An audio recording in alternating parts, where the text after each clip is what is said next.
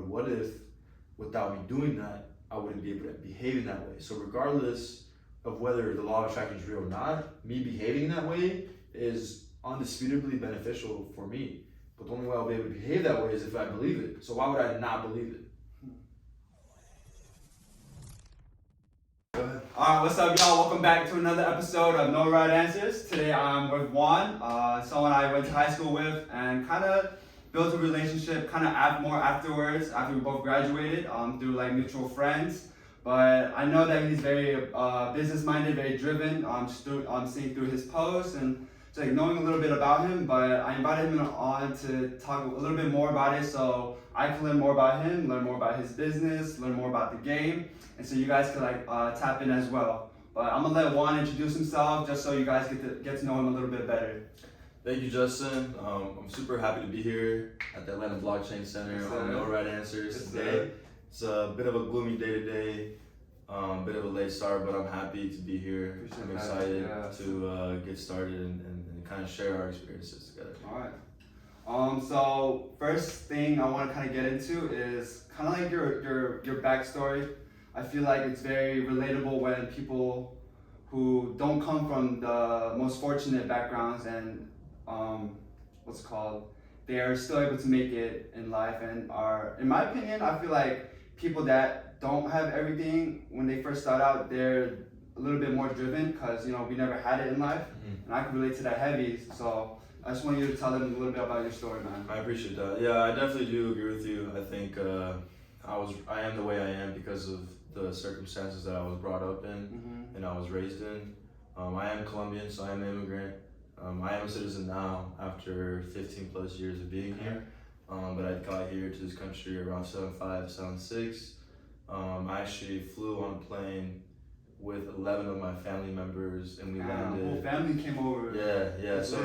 So we can get into a little bit about that stuff, but we basically all applied for political asylum through our visas. What is that, political? So it's kind of like because of the political turmoil and civil unrest in my country during the time in the late 90s, early 20s, a lot of people were applying for those visas to leave the country just out of safety reasons, and also we were seeking better opportunities. So both of those things combined, where we were able to thankfully get a visa and do everything legally. We were able to all get on one plane to Hartsfield-Jackson.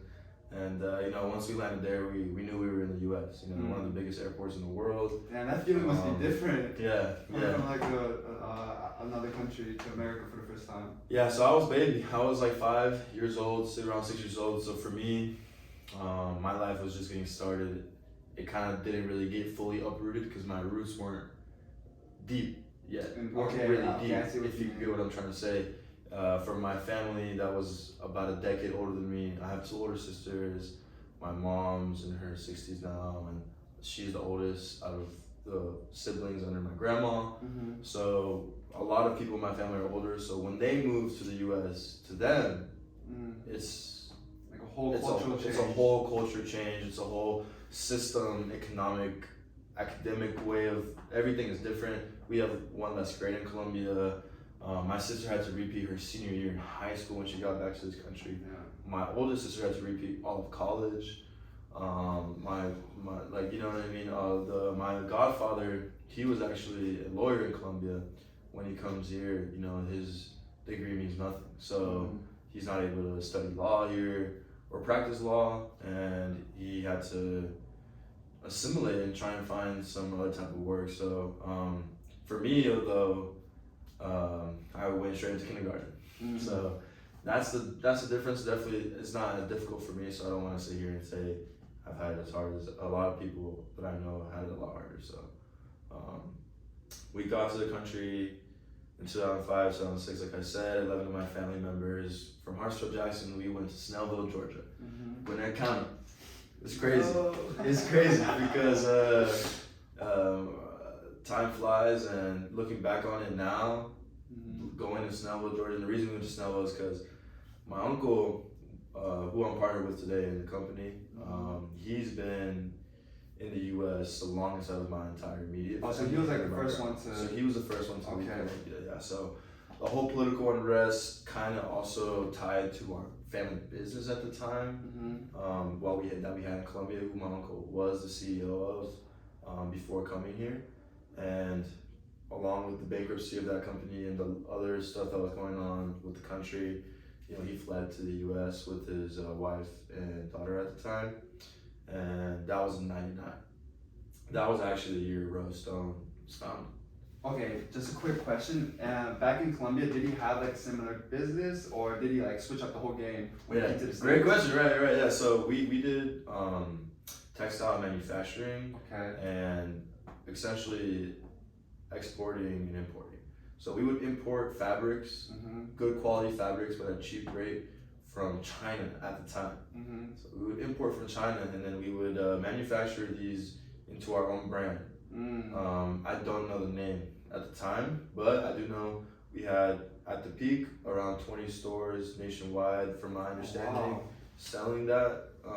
Just that brand, or like the textile? Just our manufacturing of the fabrics that we imported, and then we would also sell in bulk, and that was kind of the bulk of our business. So we would sell retail, and I don't know if that's kind of what led to us going under, because I know retail is expensive, real estate, that sort of nature of the upkeep and maintenance, rental costs, especially during the political unrest, prices can get crazy and stuff.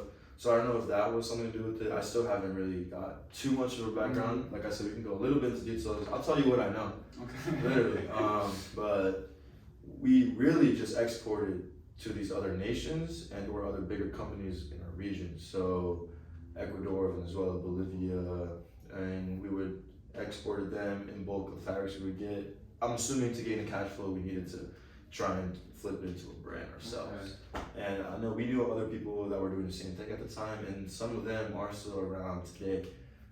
So we still have a good network of people we brought over and stuff. But of course, for our personal company, that's what we did. And my uncle, he actually inherited that company 40 plus years ago from my grandfather, his father. Oh wow! So it's been in the family for a minute. Yeah. I guess the business culture has been in the family, at least for even my mom, my uncle's sisters, like the younger ones, and my mom's sisters, the younger ones, they were all involved in the business. Even my grandma at one point was also involved in the business. So we're definitely a family business type of upbringing for me.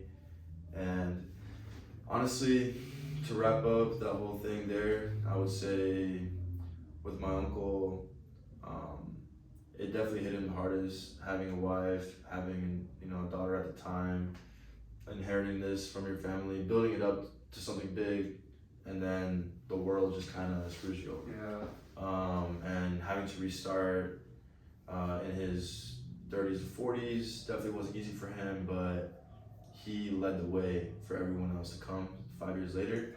And it's crazy, man. I would love to talk about his hustle because no one talks about it enough, in my opinion. Like, people know he's a real one, people know he's a hard worker, they don't really know the extent of it. And I don't want to share too much of his personal business, but there were times when he was coming up at that time where he was staying at the houses of friends, sleeping at their house, wakes up, works all day long, comes back just sleeping there, best place to sleep. And he was growing the landscaping business back then. RoseStone Landscaping was the first service RoseStone ever offered, and that's because that's the first one he learned here, because it was the quickest he could pick up without knowing any English. He did not know any English at the time, was teaching himself English, only spoke Spanish, did landscaping, started the company from scratch, learned the trade himself, did it first, then hired guys, learned how to do it, started all from scratch. And he was living in friends of houses, friends that he knew that lived here, their parents' houses type of thing. You know what I mean? And then it's crazy, 20 years later, right, just to go forward, I've been to some of those same houses today, servicing RoseStone clients, while those houses are now RoseStone clients, where my uncle is now a neighbor to them, living in his own house in Buckhead. That's crazy. So it's like he used to live in these houses because they were extending a hand out to him. Now they give him a hand. He did that with it. Now he's able to come back and really serve as a community. You know what I mean? And become a part of the community. And that's what I really look up to. And that's kind of the start of how I got to this country. So the house in Snellville that he owned was in a gay community right down the street from Brookwood High School in a very nice area.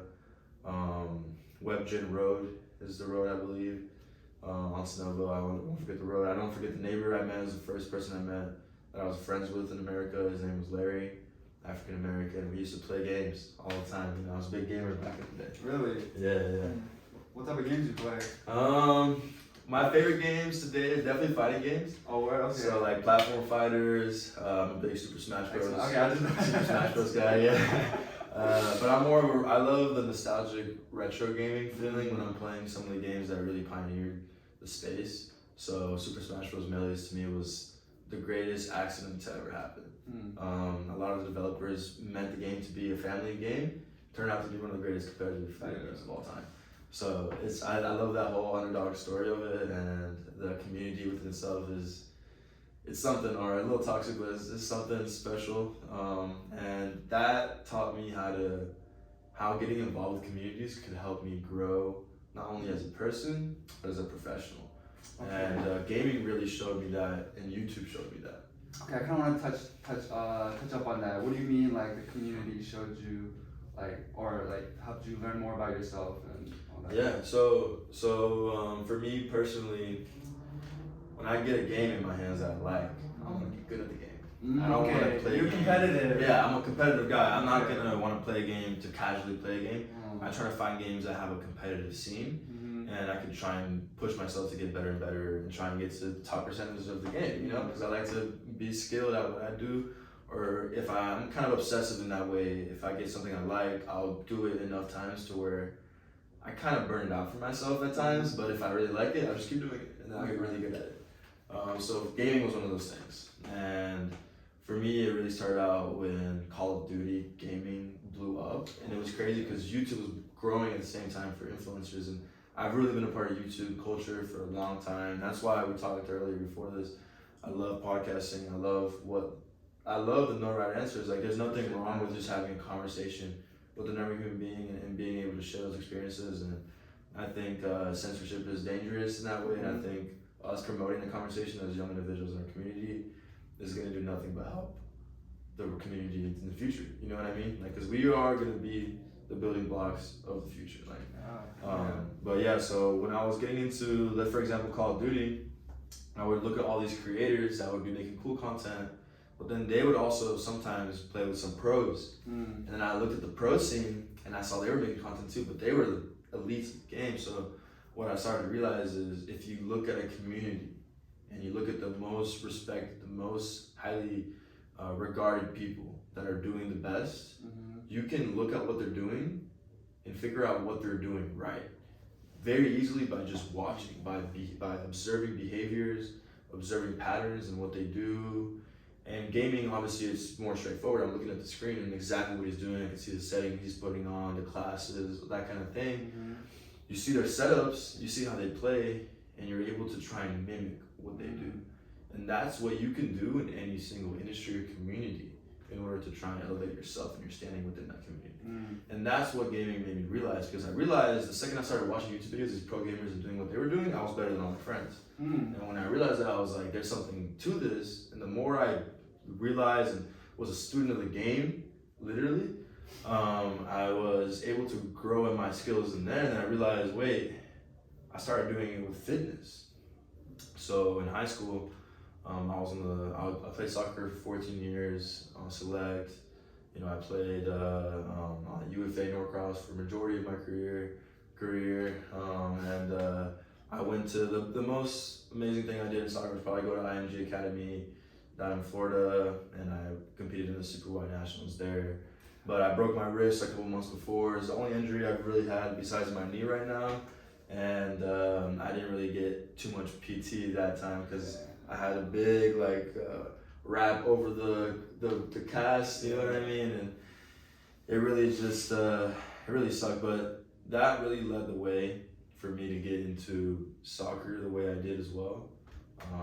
Because look at what I did with gaming in the community there, and I realized, okay, if I really want to get into soccer, look at the top people, look what they're doing. I realized I'm doing the same thing in soccer too, and then I started looking at anything that I did, eating, fitness, soccer, and then I got into kind of the bodybuilding community. And so as I got into all of these communities, as I was growing up and developing as a man, and learning things about being a man and how to take care of myself, how to treat my body the right way, how to feed myself the right things for personal development, growing my mental, physical was a big aspect of it. So I started looking at all these bodybuilders, looking at their splits, looking at their sets, their rep ranges, what kind of training they're doing, what are they eating, what are they talking about as the main focus is key. And you just take notes of that, and then you look at everyone else in the community, everyone's preaching a little bit different game.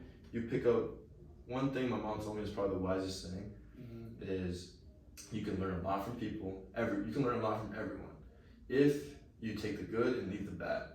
And that just means if I'm able to look at everyone in the space and just listen to what they're saying objectively with an open mind and just kind of taking their information for what it is and not for whatever preconceived notion I have of that person and judge them for who they are before I even really take into account what they're trying to tell me, I was able to grow my own perspective in every single aspect of my life. So for me, fitness in that way, it was like, okay, this kind of training I know is best for muscle activation. If I just stick to the real, true, hard facts, I'm able to get different workouts from other people. And I realized, okay, powerlifters have a good idea of how to, gain strength. So if I want to get stronger, I'm gonna probably switch to a powerlifting more 5-5 routine. If I want to put on more muscle, I'm gonna stick to my hypertrophy training and do my 10 to 12 rep ranges with 3 to 5 sets, and hit sauna after or whatever, right? That's what I'm on right now. I'm trying to maintain, develop that muscle, and then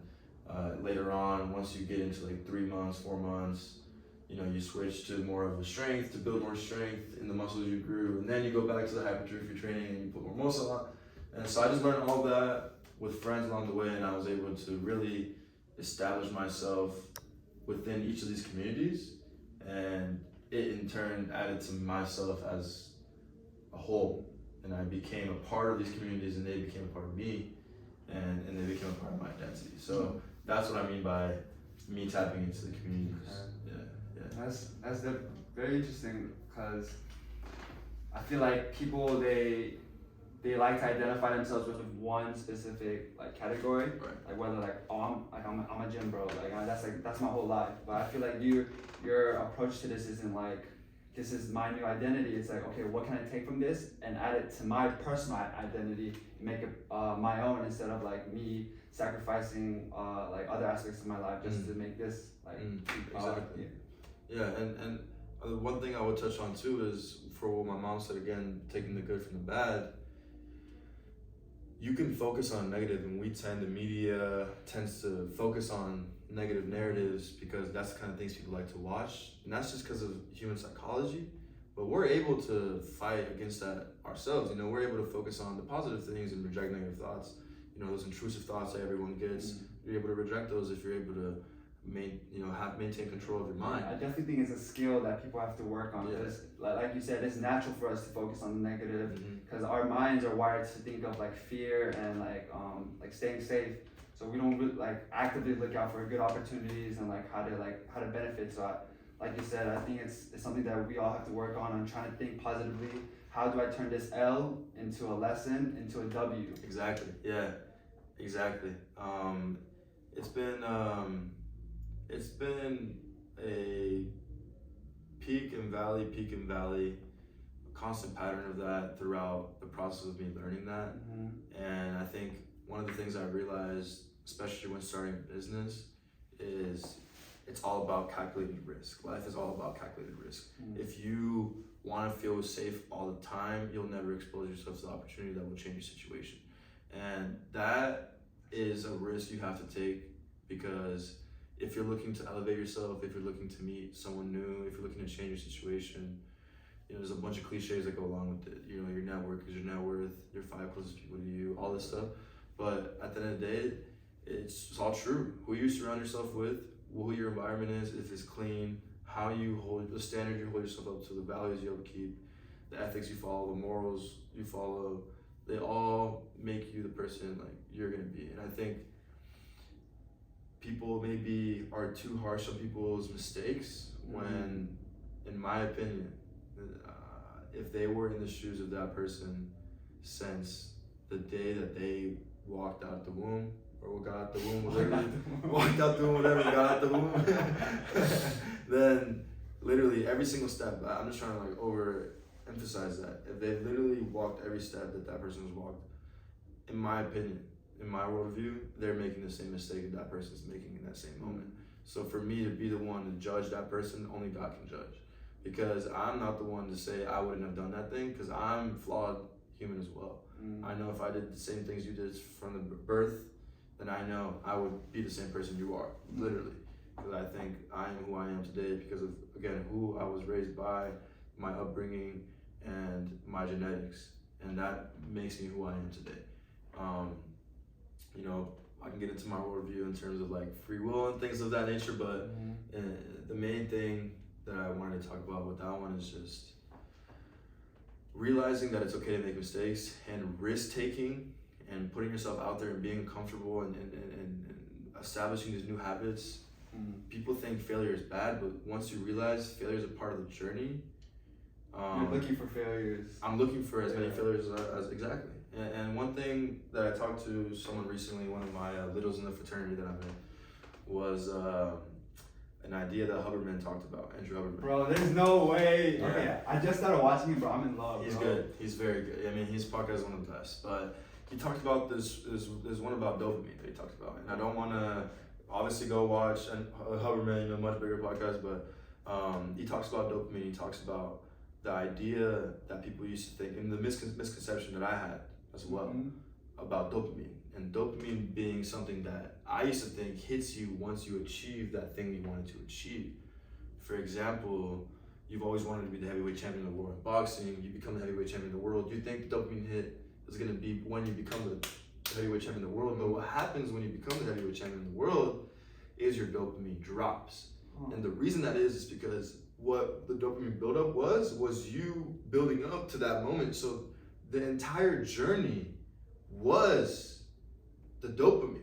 That's what made you feel good, was the journey to your destination. Once you got to your destination, the dopamine, your natural system, drops off. And that's why people like Tyson Fury, after becoming two-time heavyweight champion of the world, will become depressed, because they realize everything they thought they wanted that was going to make them happy didn't.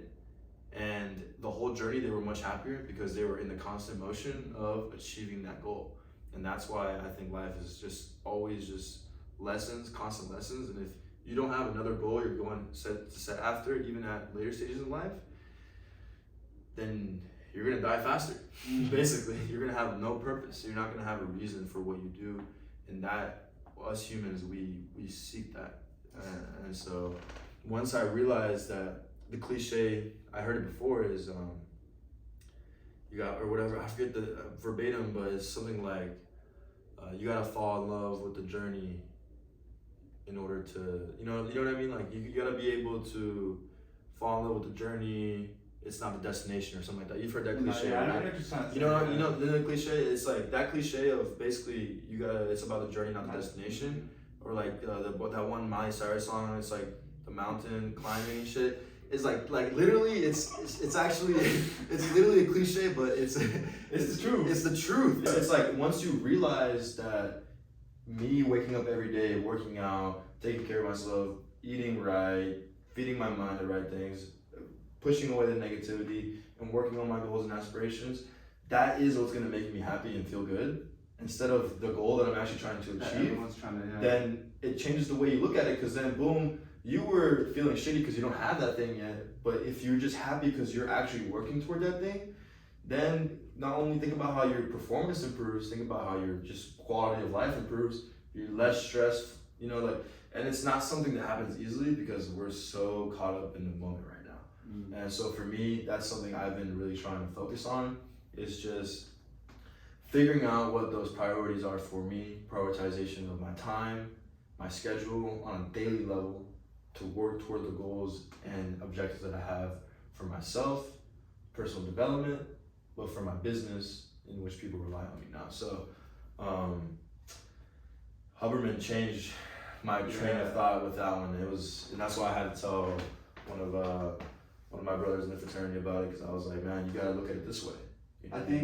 I think the reason I like him so much is because he blends like the actual science of our body and like of life in general, plus like the spiritual mindset of it. Because like the whole thing about like focusing on the journey instead of like the end result, that's a good piece of advice. But him like breaking it down with the whole dopamine thing, like, I think that like really changes my perspective, because it's true. It's a scientific fact, right? Yeah, it's a scientific fact. So like now that you know that, it's like it's a no-brainer. Like why would you like focus on the it makes it click, and that's something that I personally think a mixture of logic plus personal experience like that.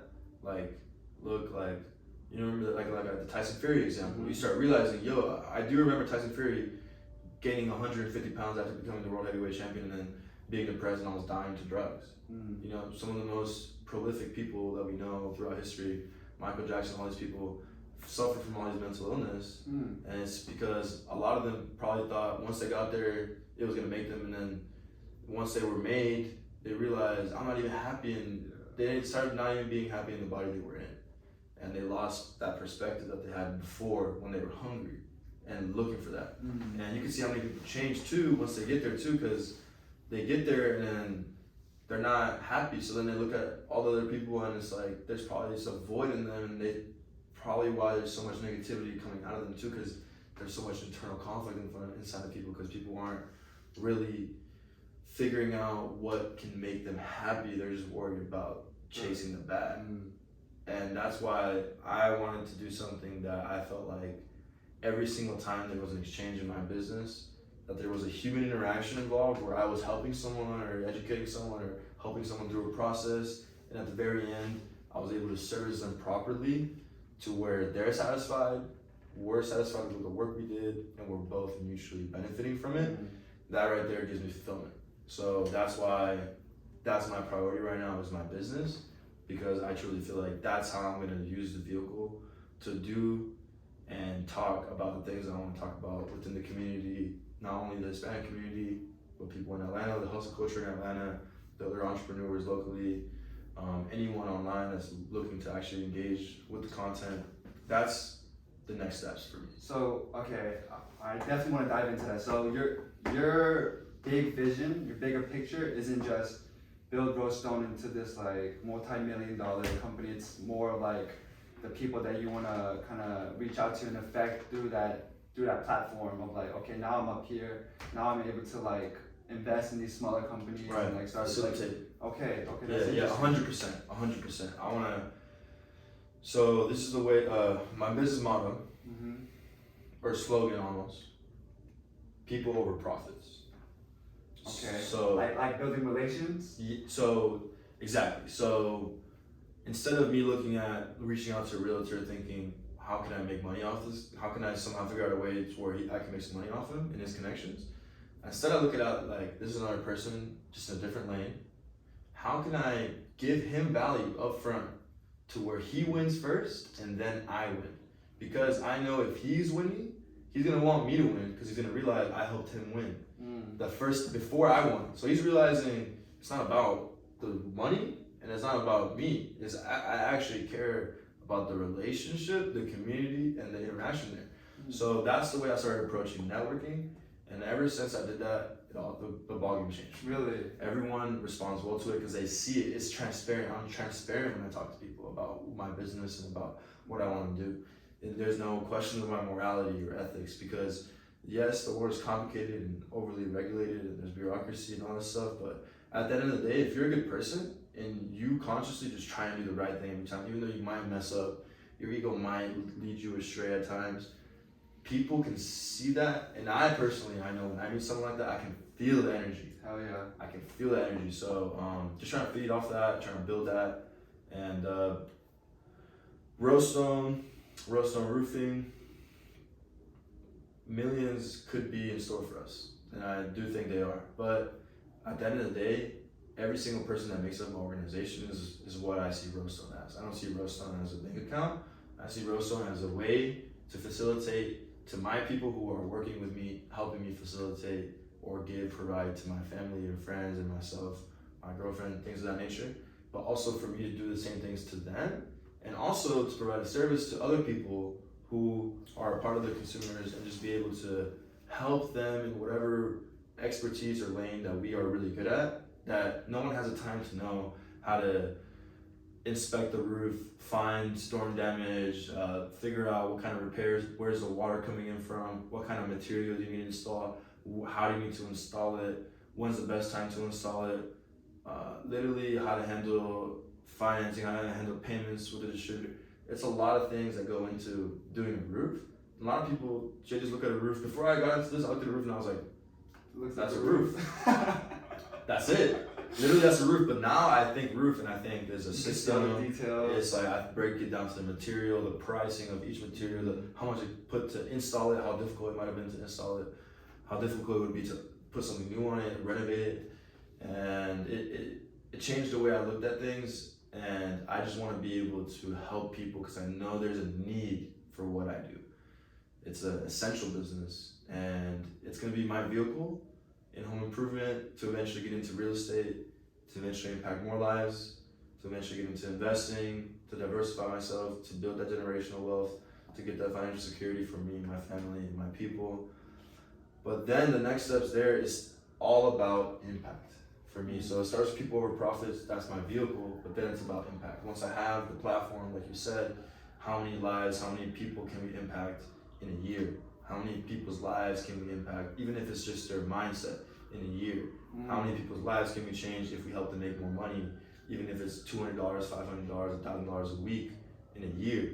How can I really impact my community, the Hispanic community, to make sure we're more financially literate in a year? That's all of these things at that point people can do, but they get so caught up in what they're doing that they forget to put other people on.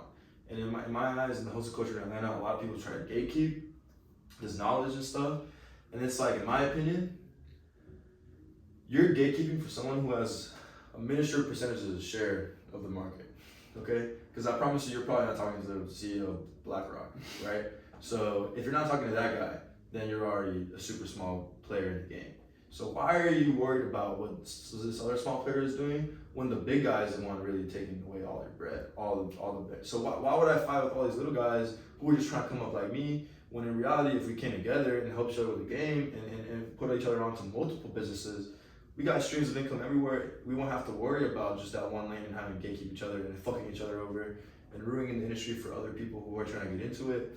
And you can see this countless times, and again, in other industries, and even in my industry that I'm a part of.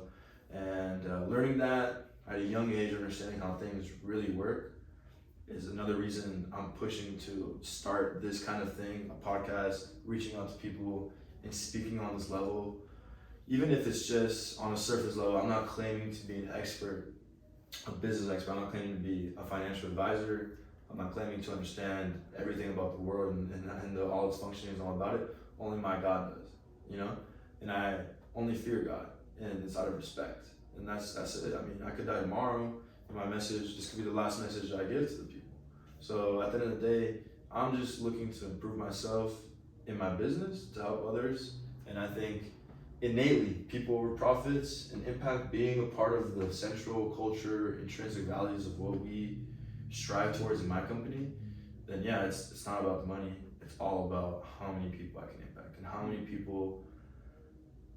It's not about the number either. It's just about like even doing good. It's even one person. It's even one person that's gonna make me feel good forever.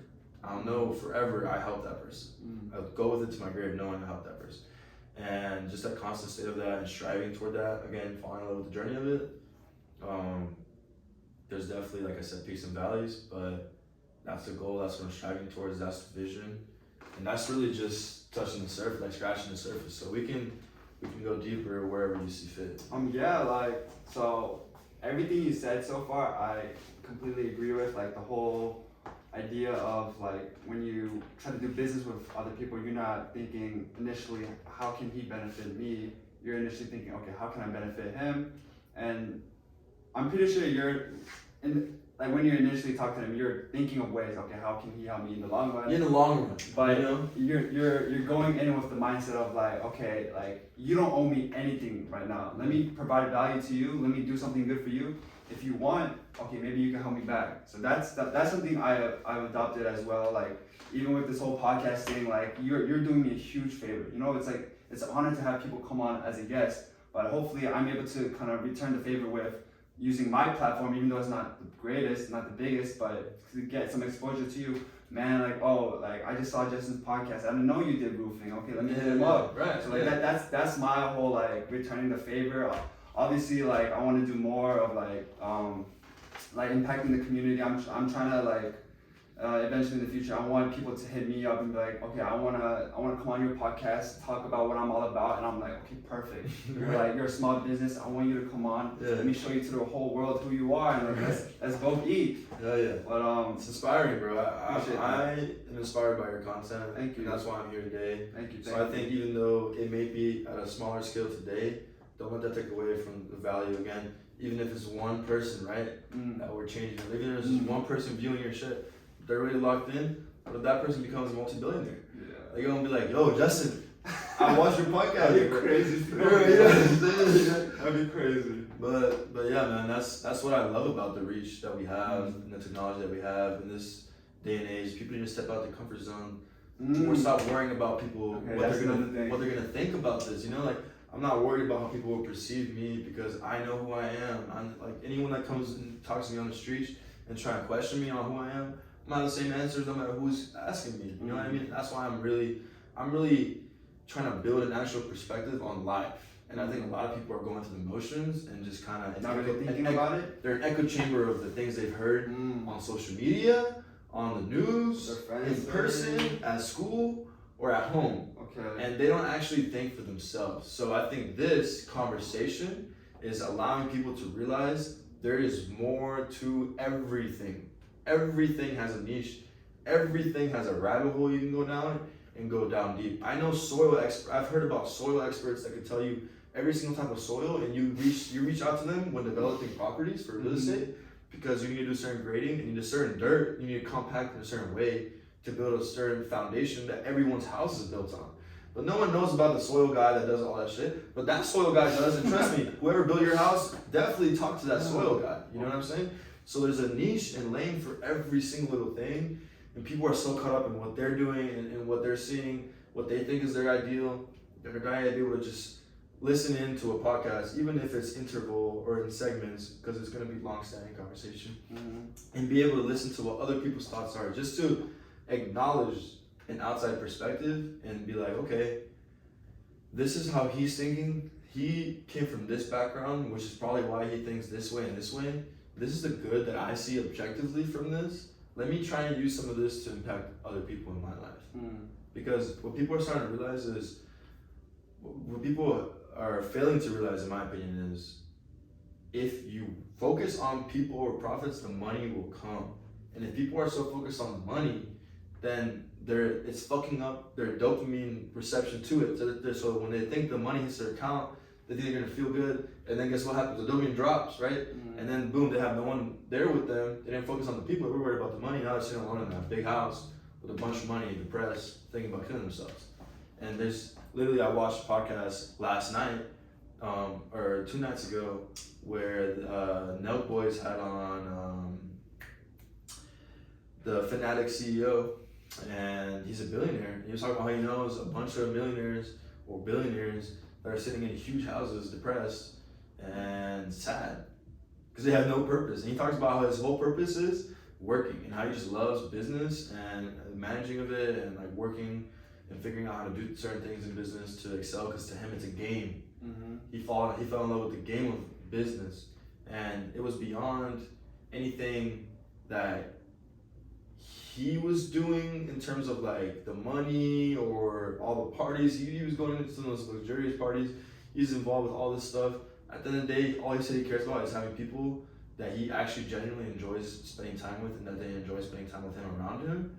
And that if he lost all his money tomorrow and literally was living in an apartment again, that he would not give a fuck, because he knows that he could just start working the next day and it's not about what he has. It's about the work. And I really want to preach that to the people of our age, because I feel like, and I'm not sitting here trying to preach, but I'm preaching what I am trying to instill in my own head. And part of what I realize about the way the brain works is what you put out there, what you focus on, what you constantly talk to people about. That's what you become. That's what literally makes up you, your mind, and like what you think. I have conversations at times about the things that I thought or other values or ideas that I have, and I have a conversation with someone that is able to challenge me or push back or even just give their own perspective on what I'm saying, and then I literally change the way I think. Not even changing, maybe like pivoting my entire like view, but I'm able to look at what I'm saying in a different way and add depth to what I'm saying, because now I can think, look, I understand this train of thought and this other argument for the opposing view, and I'm able to better understand why I think what I think, because I better understand what the other person thinks. And I understand now why I think the way I think, because although I can understand how they may come to that conclusion, I can still think what I'm thinking is right because of this, and this. So it's all about logic and like following like that train of thought. And I'm just looking to have more and more conversations like this now. Okay, so that kind of makes me want to ask, would you say you've always been like this critical thinker, like very like self-introspective and like think, okay, why did I think this? Like, is it because X, Y, and Z, or is it something that you've kind of are building and like is realizing it's such a beneficial skill to have in this whole business or even in life in general? Great question. For me, growing up, I was identified as a gifted child in school. So I do think I have a certain skill blessed by my God or ability to understand concepts and apply them.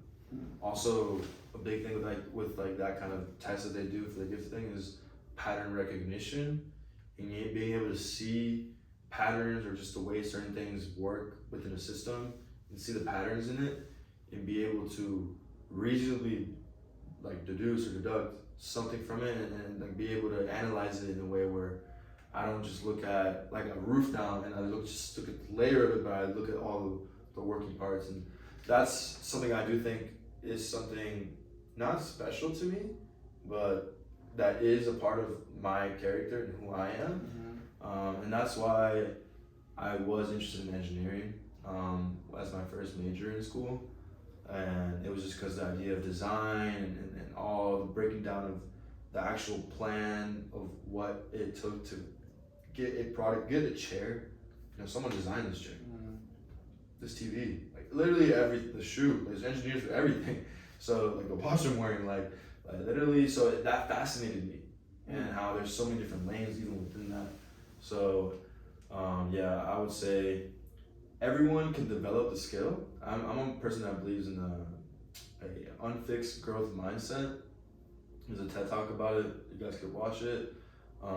Just look up TED Talk unfixed growth mindset versus fixed growth ungrowth mindset or something like that. And it basically just means the concept of, you know how people say you were born a certain level of intelligence, and like another person was born with another level of intelligence, and in reality, because that person was born with more intelligence than you per se, hypothetically, then they're always going to be smarter than you because they were born smarter.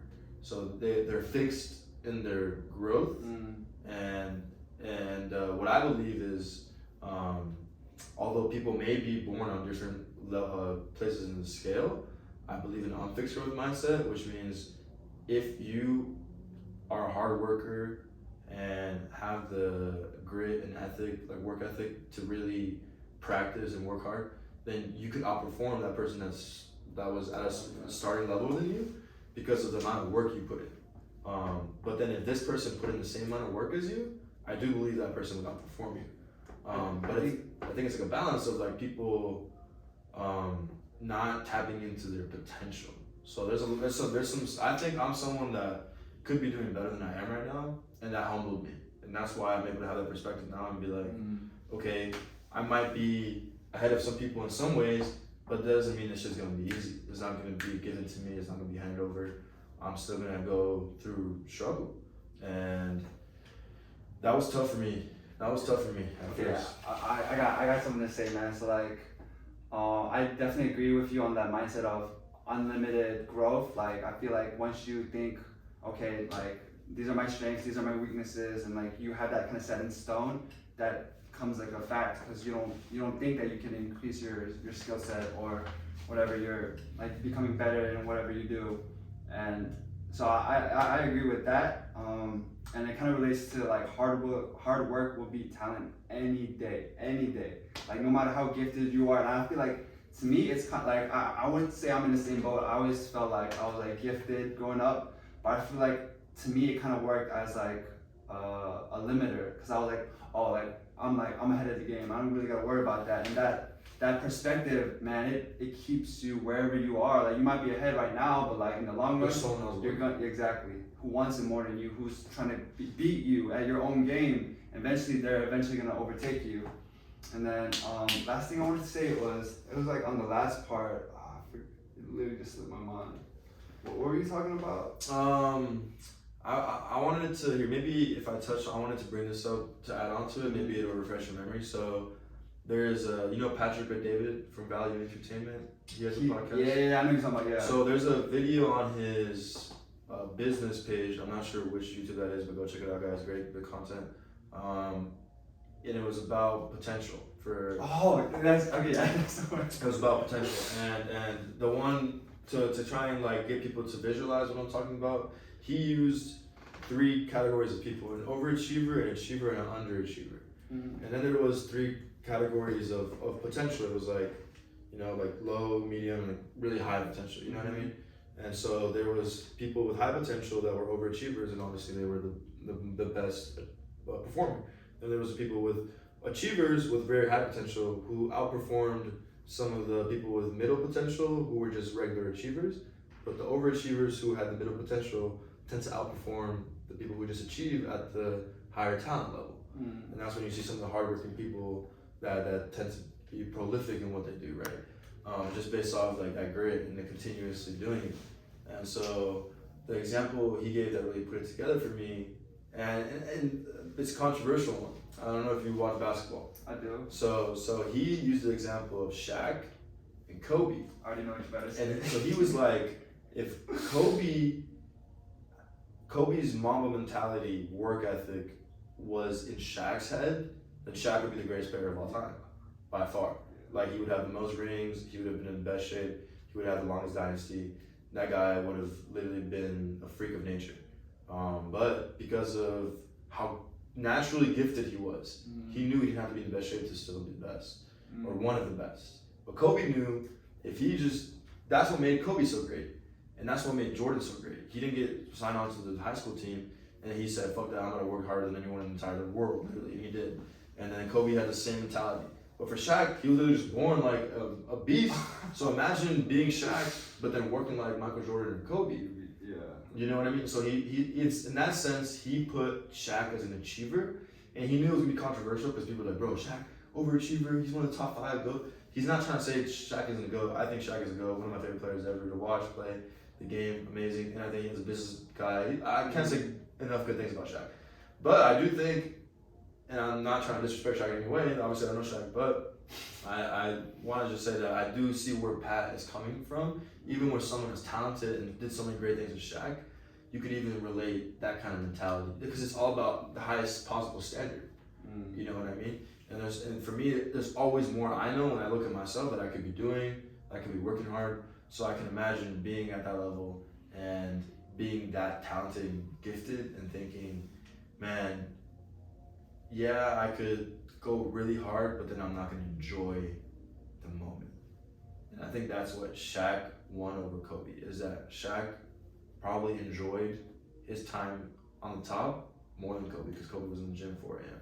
I mean, I don't know, because like you said, I feel like the journey gave you a lot more dopamine. So I feel like in Kobe's perspective, he's loving that shit. Like I'm pretty sure, yeah, that was his whole mentality. He wanted to be the first one in the gym and the last one out. Yeah. So I'm pretty sure he got the satisfaction out of that. Yeah. Okay. So I can see where you're coming from, but the reason I said that, and it's because I'm kind of conflicted on that. I do agree with you, but I also kind of agree with what I said in the sense of I think Shaq, and that's why I think I'm having this current conflict in my life. Maybe we can relate to that. You know, socially, I've always been a pretty social guy. I like to, you know, go out, have a good time with my friends, go out to eat, whatever it may be. And I think that's important for me to make some connections I've made in my business or outside of business and finance or whatever it may be, and it's helped me grow as a communicator and as a man in certain aspects. So I do think there is something to be said about that social aspect. And I know I've seen both ends of the spectrum. And for me, what I do think is I would prefer to have a really strong support system while also maintaining my time management and prioritizing the things that I need to be doing. Because to have a really strong support system, yeah, if you have a good family, you'll always have that, you know what I mean? But if you're trying to build that friend group, that network of hustlers, that kind of sort of thing for business owners, then you're gonna have to go looking for those people. They're not just gonna fall into your life. Some of them will, but not all of them will. And if you limit yourself to only the ones that conveniently fall in your path, then you're limiting yourself, quite literally. So I just look at it like that, and I try and disconnect myself from certain things that, like, I'm trying to find the common ground and understanding, okay, these are the events that I'm willing to attend because it's worth my time. I'm trying to figure out prioritization. When is it okay to say no?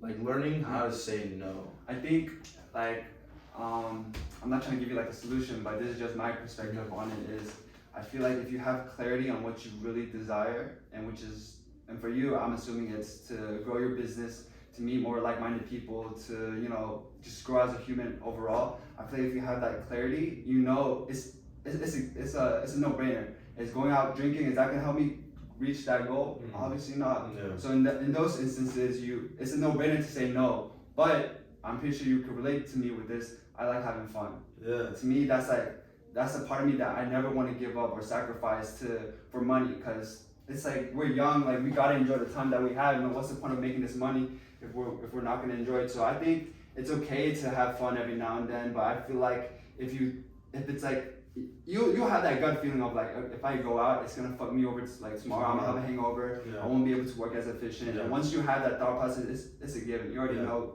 when to say no. So I would love to pick your brain about some things too. Like, how do you think you moderate? Like once a month? Is that the magic number? I mean, it's honestly how much you love working. Like me personally, like I haven't been going out at all. Like it's either I'm working, making money, editing videos, maybe talking to a friend for like a couple minutes, but like right now it's not a priority. I want to be at a level where I'm comfortable, where I give myself the luxury of going out. Because to me, exactly, it's a privilege to go out. People that are like working all week just to have fun at night, to me, on the weekends, to me, that's like not a waste of time, but you're putting yourself in a cycle. Yep. I want to break myself out of that cycle where I can give myself the opportunity to go out and have fun and not stress like, damn, I really should be working right now. Like I'm not stressing about that, because every time I go out, that's all in my mind. I should not be here. I'm wasting time. I love that. So you have you heard of I think it's predominantly African American podcast called Earn Your Leisure? Okay. I haven't heard of that one. You haven't heard of that one? What's the one you were gonna bring up? Social Proof podcast. Social Proof. I think I might have heard of that one. The Earn Your Leisure one, they've been getting really big, but they're more business investing mindset, and their whole brand is based off like what you just said. Like work hard, play hard. Yeah, like you could earn the right to go out to the club, but did you do the things you needed to do this week to lock into your business? If you did, all right, go enjoy yourself, but also regulate that. You know what I mean? Don't make that the reason you go out, or like don't the reason you're making money to go out. And make it just like, or like maybe change up the reward. I think learning how to reward yourself and celebrating the wins like delaying appropriately. Because it's another thing is if you over celebrate something, then that dopamine drop is gonna be bigger, because then you're gonna make it up to be this huge thing. It's gonna be a huge dopamine spike, and then you realize it's not as big as a thing, and your life just keeps going. and then boom, you have that dopamine drop. So I think you want to celebrate your victories Like modestly. modestly. And if it's a weekly thing, then it's like, how much could you have really done that week that was life changing? Are you really gonna go to the club and spend $3K because you did good 1 week, or are you gonna go to the club after you killed it the whole month? Yeah, and then really ball out and like not really stress about it. Right. Hey, we did our thing. Or quarterly, right? You know, businessmen love to do shit quarterly or semi-annually. I think for me personally, I would agree with you. I'm not taking any vacations right now. Really not locked in on any of that. What's your take on like a girl in your life in a relationship? Like for guys our age, like, I am in a relationship right now, so I'm not trying to get myself in trouble. But what do you think? Because like I'm looking at you as someone I look up to, like in the way you're doing. Is that something as a man, are you focused just on yourself right now? Okay. Yes. So just to like give my answer straight up, I'm working on myself. I'm not worried about no girl because me, like, I'm kind of new to this, and this is something I kind of want to talk to you later about, but like the whole thing about being like masculine and like the feminine energy, but like me personally, like I grew up with like a single mom and a sister, and then me personally, I feel like that because of that circumstance, I could have turned out into I could have turned out very masculine because I was the new man of the house. But I feel like because I was the younger brother for my sister and I looked up to her a lot, I want to say I inherited a little bit of like the feminine side. So like now I'm like learning how to like, cause I didn't really have a father figure growing up. So like I resonate with that a lot, man. Yeah, I'm trying to like learn like basic characteristics of being a man, and I feel like this whole like thing of like being the toxic masculine, I think that's all bullshit. I think it's like to me it makes sense.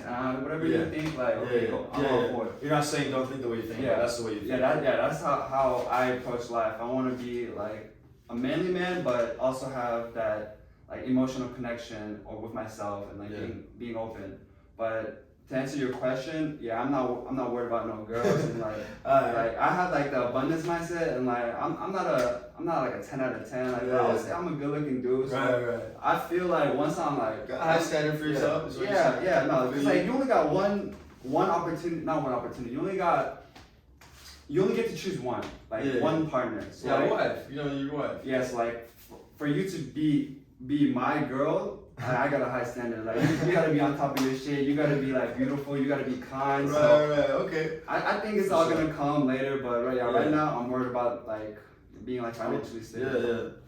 I brought up the feelings, but I love you brought up the family because I was raised by a single mom as well, and by 2 older sisters. So I think I agree exactly with what you said. I think I also inherited some of those feminine characteristics, or just understanding of the feminine brain, like the way it works, and kind of applying in the ways that my mom said, take the good from the bad.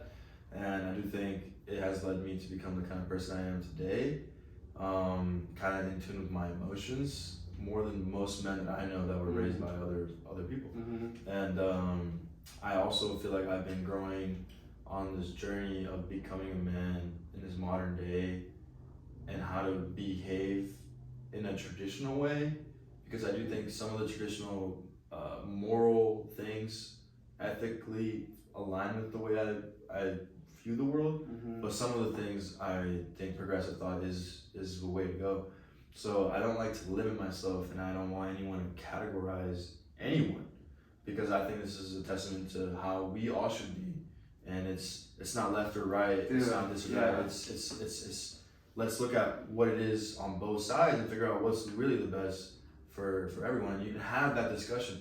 It's not going to be all black and white, but it's necessary to be able to just have a conversation, not push you away because you're pushing this narrative on this team. Then you must be not my team. Yeah. It's like nah, like I can believe both. I can look at both. I view myself as a moderate since high school. I've been testing as a moderate based off my views. So I think what you touched on there is huge. I would love to talk on, the role of masculinity in today's males and how I personally think like a lot of men around me are becoming less masculine. Me personally, I am again a part of a fraternity at Georgia State University. I am a Pi Cap, so us Spy Caps, we obviously are, alpha men, I would say, masculine men. So I like surrounding that. That's giving me, for the first time in my life, a brotherhood in the sense of, not like corny kind of sense of it, but like literally like, there's days where I go through some stuff at work that might have challenged me, or I might have faced adversity or struggled, and it caused me a lot of stress. And I just want to go and chop it up with my boys, because I know they're in their hustle too, and they're all becoming their own men too, better men every day. And just having that camaraderie and solidarity between a group of like-minded individuals who are the same age has given me a new support system. And that's why I think people need to step out their comfort zone and maybe do some things that they initially don't want to do, but it'll reap those benefits later on, and put themselves out there to meet more people. And that's why I think the social aspect of my life has ultimately gone into my business. People I've worked with to this day, a lot of them are friends I've met through social, through school, through soccer, through roofing, through the Georgia State University, through the fraternity, online, Instagram. I mean, you can meet all types of people that will buy something from you or need your service just by going out to get some groceries, just by going to Johns Creek and going to Lifetime and Crunch and going to the sauna. And I'm in the sauna sitting there talking to people, and I'm like, hey man, it's hot in here, isn't it? And they're like, yeah, it's hot.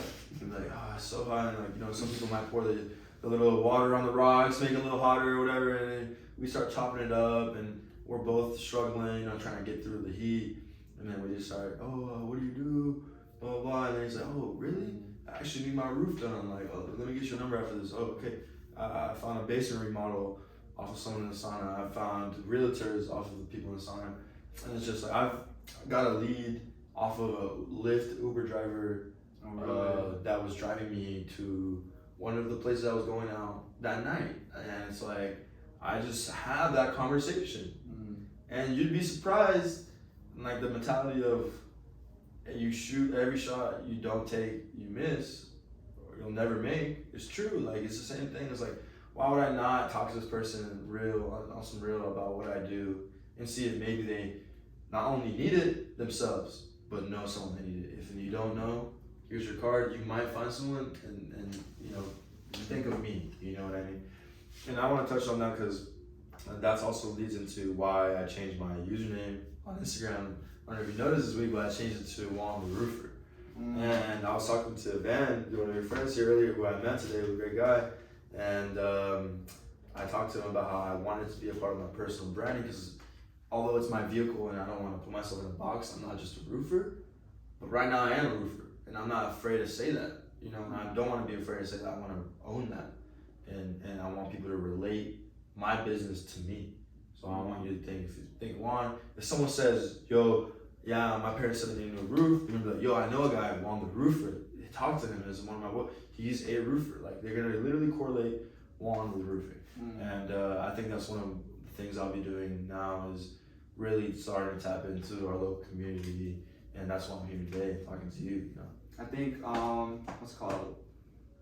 what I just want to say from what you just said was, you're building out your personal brand. You're building out like Juan the Roofer, as like, now that when people talk about it, hey, Juan, the roofing guy. Like, that's the first thing that pops into their mind. So I think that's the perfect like little strategy. And it's funny. It wasn't taken on Instagram. It wasn't taken. I was surprised. I was like, there you go. But so I love that whole aspect, and the whole thing about you talking to like your Lyft driver and all that. Like, you're a walking billboard. Wherever you go, whether you know it or not, you're presenting yourself. You're advertising yourself on who you are, how you carry yourself, how you talk, how you act. It's all branding of what your name is. And like me, when I go out to meet people, especially if it's the first interaction, man, you gotta put your best foot forward. 100%. Like, first impression. Exactly. Nothing will ever compare to that. Even though like the second impression, you're a little bit more personal and whatever, they're still gonna think back, but the first time you were acting a little sketchy. Like, so now when I like go out to the gym or whatever, I always try to put the best foot forward. I always try to bring my positive personality and try to like tell the whole world, I'm Justin, this is who I am, this is how I act. Right, yeah. And don't hold back because you're afraid of what people will think. Oh yeah, Right, Be yeah. proud of who you are, like, and like. Man, this has been a great talk so far, and I wanted to say, like, I know we wanted to dive into like other things, so if you want me to go a little bit deeper into RoseStone or RoseStone Roofing or what we're doing right now, or it's up to you. Give me 1 second. I'm gonna check how far we're in. Yeah. So right now we're just a little bit over an hour. We did have like a long intermission in the beginning, so we're good right now. I would love to. We can go a little deeper into business, like what is it that I do? What are you looking to do with that?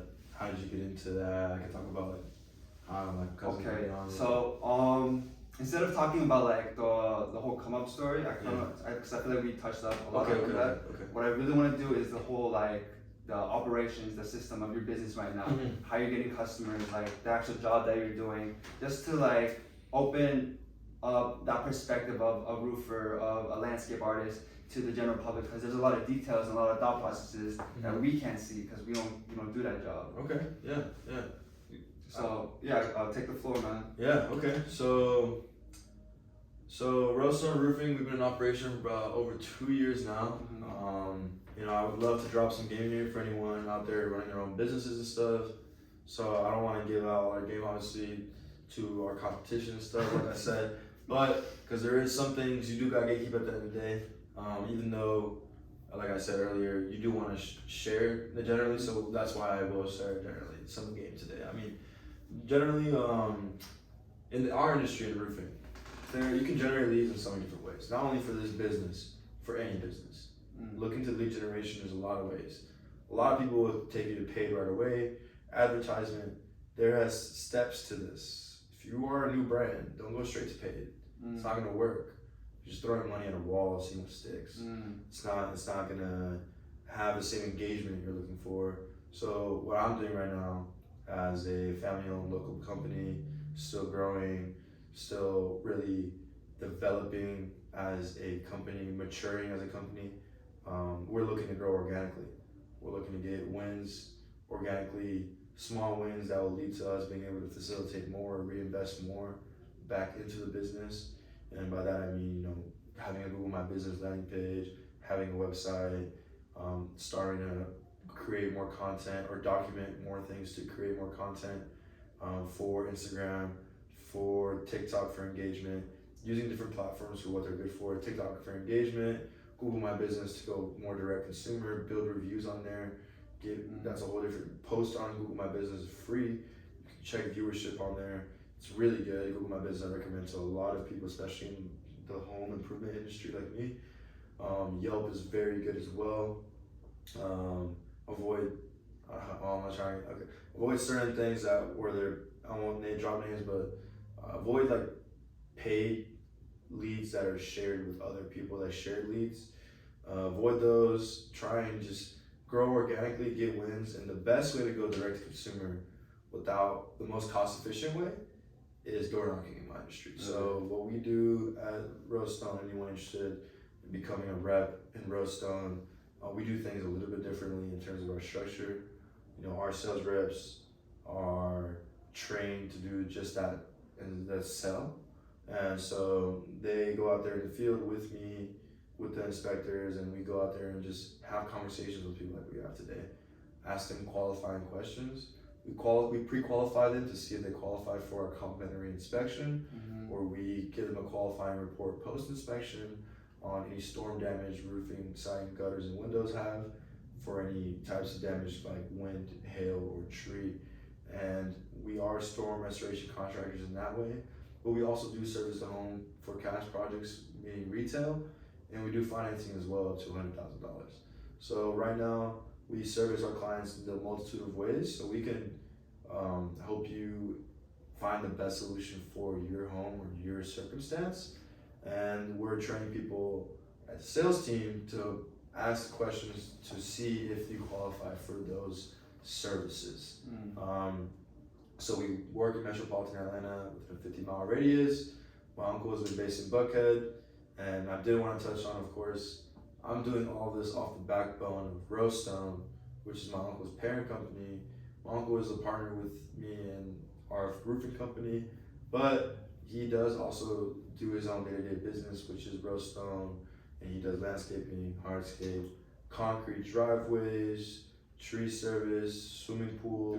Dude, I see some of y'all videos. It's crazy what y'all do to a backyard. Yeah, thank you. Yeah, it really does change the entire look, and the exterior is obviously the first thing you notice when you go to a property. So it's important to enjoy the way it looks when you pull up to your house. And we give people full remodels, and we're fair with our price. We have great quality. We're able to give you high priority, being a family-owned operated business, and we've just been trying to grow, focus on development of sales, reviews, testimonies, focus on finding more like-minded individuals looking to improve themselves for the sales team, finding more inspectors that are actually getting on the roofs, because my sales guys don't get on the roofs. The way we look at that when we go to the door is just people overcomplicate it, man. Picture like this. Picture someone's followers on Instagram, right? There's 250 followers on Instagram. To me, that's 250 prospects, right? When I go to a neighborhood, it's the same thing. It's 250 houses, it's 250 prospects. Except exactly, I know there's literally 250 houses. If it's on Instagram, I don't know their own houses, right? Mm-hmm. So that's why it's more direct to consumer. So if I go to a neighborhood, I know it's 250 houses, period. I know I can either speak to 250 homeowners or someone will be renters. Well, we already break that into categories. We handle renters a certain way. I did a renter's roof the other day. So it's like we are able to not only work with realtors, homeowners, but renters. We help everyone. So if we go to a neighborhood, we're knocking every door, except if it fails the eye test. There's an eye test that we do that we train our guys to be able to identify certain things and characteristics for certain things that we're looking for in terms of what qualifies a home or structure for storm restoration purposes. But if it's for retail and it's an old roof, we can still talk to someone, or we might end up talking to them about roofing and they might need other work. So we do offer a plethora of services. So for us, it's just good to talk to as many people as possible. But we do focus on roofing in the field just because that is what our main niche is in the RoseStone roofing.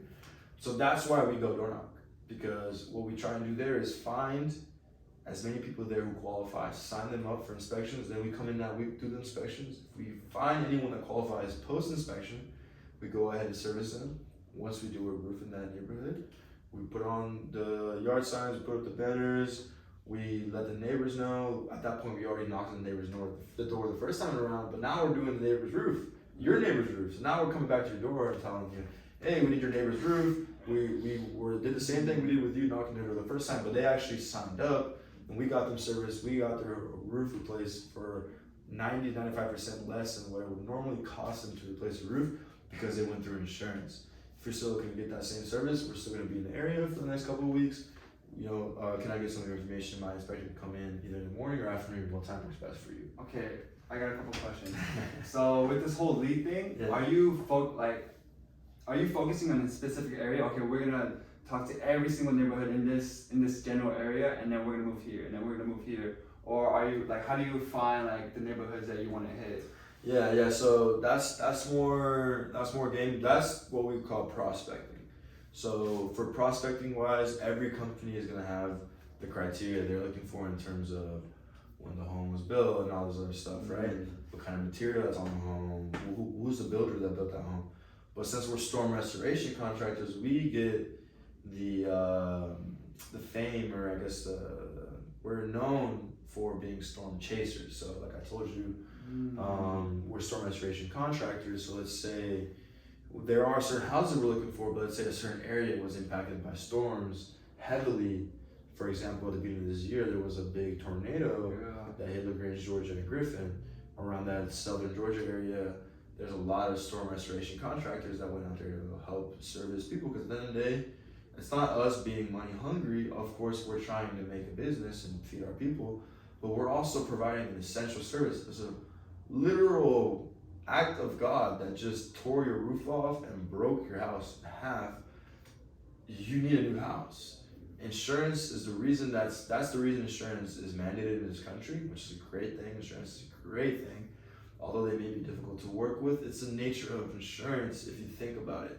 a lot of people in the nature of insurance will want to try and take advantage of it. That's the nature of why insurance regulates and pays so much litigation and lobbying to regulate certain things in the industry, because people will always try and take advantage of them. So that is the nature of insurance, and because it is difficult to work with them, we try to simplify that process. We're not professionals, and we're not claiming to be any licensed professionals when it comes to handling insurance processes.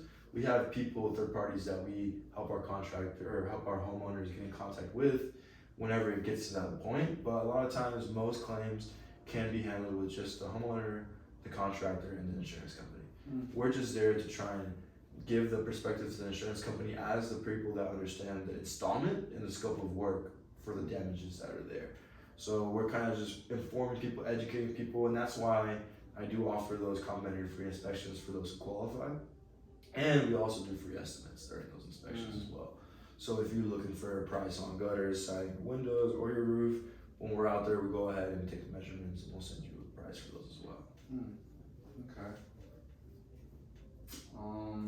Yeah. No, I mean, and besides that, lead generation wise,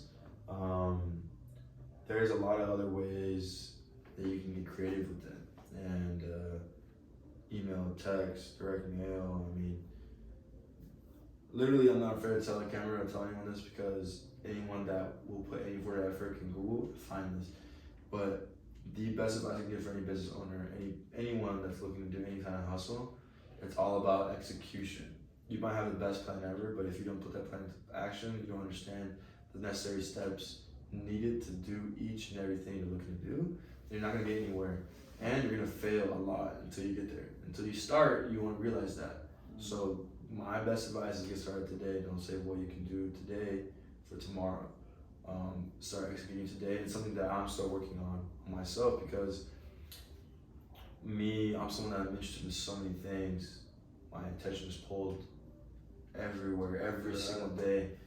So prioritizing what's important to me, like we talked about at the beginning, has been a core of what I'm doing, just because there's so much I can't do. And I'm blessed to be able to do all these things, so I tend to overthink on some things or try and make something perfect when it doesn't have to be perfect. I just have to do it, and then it'll get better. But I want it to be perfect because it's like mine, and I'm looking to find the perfect answer, but there is no perfect answer sometimes.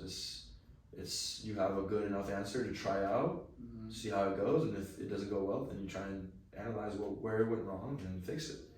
And that is at the very core what running a business is all about, is critical thinking and problem solving. Like trial and error? Exactly, but also at the very intrinsic level. How do I make a successful business? I was sitting here, and we're a think tank right now and brainstorm. And you asked me, Juan, think of 5 business ideas that you think could work. Well, I'm gonna break it down. I'm gonna break it down, and it's gonna boil down pretty simply to what is it that you're providing. And a lot of the times you're providing a solution, okay, to a problem. It might not be a big problem. Some problems are more essential than others. Some might be, hey, I want to listen to music while I shower, make a Bluetooth speaker so I can stick it to the wall, so I can listen to it and connect it to my phone while I'm in the shower. You're solving a problem for someone. So would you say when you're creating a business model, you want to first, like, step number 1 is, what problem are you trying to solve? Yep, 100%. Okay, first, you need to figure out, like branding, how you'll present this to people and things like that in the long term. But at the very the core of when you're brainstorming, how am I gonna make money? It's by helping people. That's why people were profits, number 1. Because if you're able to understand what people need today to improve their lives, just think about your own life. Literally think, I wake up and I go to the bathroom, and I hate that my blinds don't open up to the sunlight, and I oversleep. And I don't, because I have my blinds closed. What if I could make blinds that are timed and they open up when the sun comes up, so that way I get the natural sunlight when I want it. That's just one thing I've never thought of literally to this day, right now, but I just thought of it right now, because the first thing I thought of was when I wake up, I like to have natural sunlight. I don't like to have artificial light, because I could just turn it off and go back to sleep. But if the sun's going through the window, I gotta get up and close the blinds. So that's one thing. And it's just like, for example, I wish there was a convenient way to vacuum my car and not have to go to the car wash or hit up a detailer that's gonna charge me more. What if I could just have a handheld vacuum? Then what did I do? I looked it up on Amazon. It was already a thing. Handheld vacuum with different attachments for different types of vacuuming. Boom. That's just someone that thought, okay, how can I make this more convenient for someone? People will be willing to pay for that. A tripod stand for a camera or a phone. Okay, maybe I want to make one for a phone because not everyone's gonna have a camera. It's just like simple things like that engineers are good at. Is finding new ways to provide a similar product that was in the market before, but innovating it to improve the efficiency to better serve the client and solve the problem faster, with less time, with less setup, faster install, with higher quality material, with more warranty manufactured, and then boom, you have a product. And if it's a service, it's even simpler. It's less tangible, it's less moving parts, manufacturers, physical parts. It's more of like for roofing, for example, or other service. It could be literally anything, man. I mean, there's so many services at this point. How many subscriptions do people pay for? They're just solving little things like, you have an Apple phone. They limit your battery. I mean, your storage for a reason, so that way you buy on the cloud the $10 a month because you want 200 gigs like I do a month instead of the 20 gigs or whatever. And then boom, now they're making $10 a month off of how many millions of users, because now they're adding this convenient solution for you, but they made it so where they can make money off of it, And I think at the very core, that is what makes me good at business. And that is why when I was talking with my uncle and we were negotiating the very inceptions of this, he told me the reason I want you to be my partner is because I look at you and I see someone who can critically think, and I could I was just about to say that, bro. Just hearing the way you talk and break things down, I feel like you can see the layers of things way differently than even myself. And you dive deep into it and you kind of break it down. So that's new to me. I think that's something I gotta pick up as well. That critical thinking of actually seeing what it is and why, and going from ground zero to marketing, whatever, all that other stuff. So I think I'm good at seeing the fancy stuff, but I'm not really good at seeing the true facts. Things that actually matter. Honestly, bro, don't work yourself up too much because you're already a great problem solver, I'm sure. The main thing is finding people with experience around you. Finding a mentor is the next big step, bro, because I know all these things based off of me consuming a lot of content, having a lot of conversations, putting myself out there and experiencing things. Sure, I have my own experience. I've gone 4 or 5 years experience, but people like my uncle, people like some of the inspectors, other people who I'm working with, they know what it takes, period, to succeed in business, to succeed in that lane in business construction, to service a client, to close a deal. They know what it takes. Without knowing that, the rest is speculation until you put it into work. That's why I said execution is important, because unless you're doing it, you don't know how it's gonna work out. You could plan, you could have some shit written on the whiteboard the whole time, but until you show me that you did it 150 times and it worked out 130 of the 150 times, all right, we'll have another 20 times to figure out what happened wrong, but we're working with something here, And a lot of people just never get out of the planning stage. And to me, I could easily quit and never got out of the planning stage. But I'm still pushing, still finding new people who do have that insight that I'm looking for. And sometimes I brought someone on the team that ended up leaving, but they stayed on for a long enough time for me to gain the insight that they had. And now, boom, my pool just keeps getting bigger and bigger and bigger. So the next step there, when realizing the path to the bigger picture that you want, is finding someone that's done it before. Logically, right? Oh my god, I love this because it circles back to the whole community. And you go back to the community, bro. I'm trying to teach people here. People who really listening will listen and learn something today. Because this is how I did it, bro. This is how I did it. It's literally, you're one person away from meeting someone that will open the door that will change your life. So why not talk to them? It could be the hot girl at the bar that you try not to talk to because you're feeling insecure and shit, because you might say no. What if she says no, bro? Fuck it. You're not gonna remember at your deathbed, you know what I mean? But if she says yes, you'll remember the deathbed. You know what I'm saying? It's worth it. It's worth it. But yeah, no. On the real note, I try the critical thinking. For me, it boils down to definitely logic.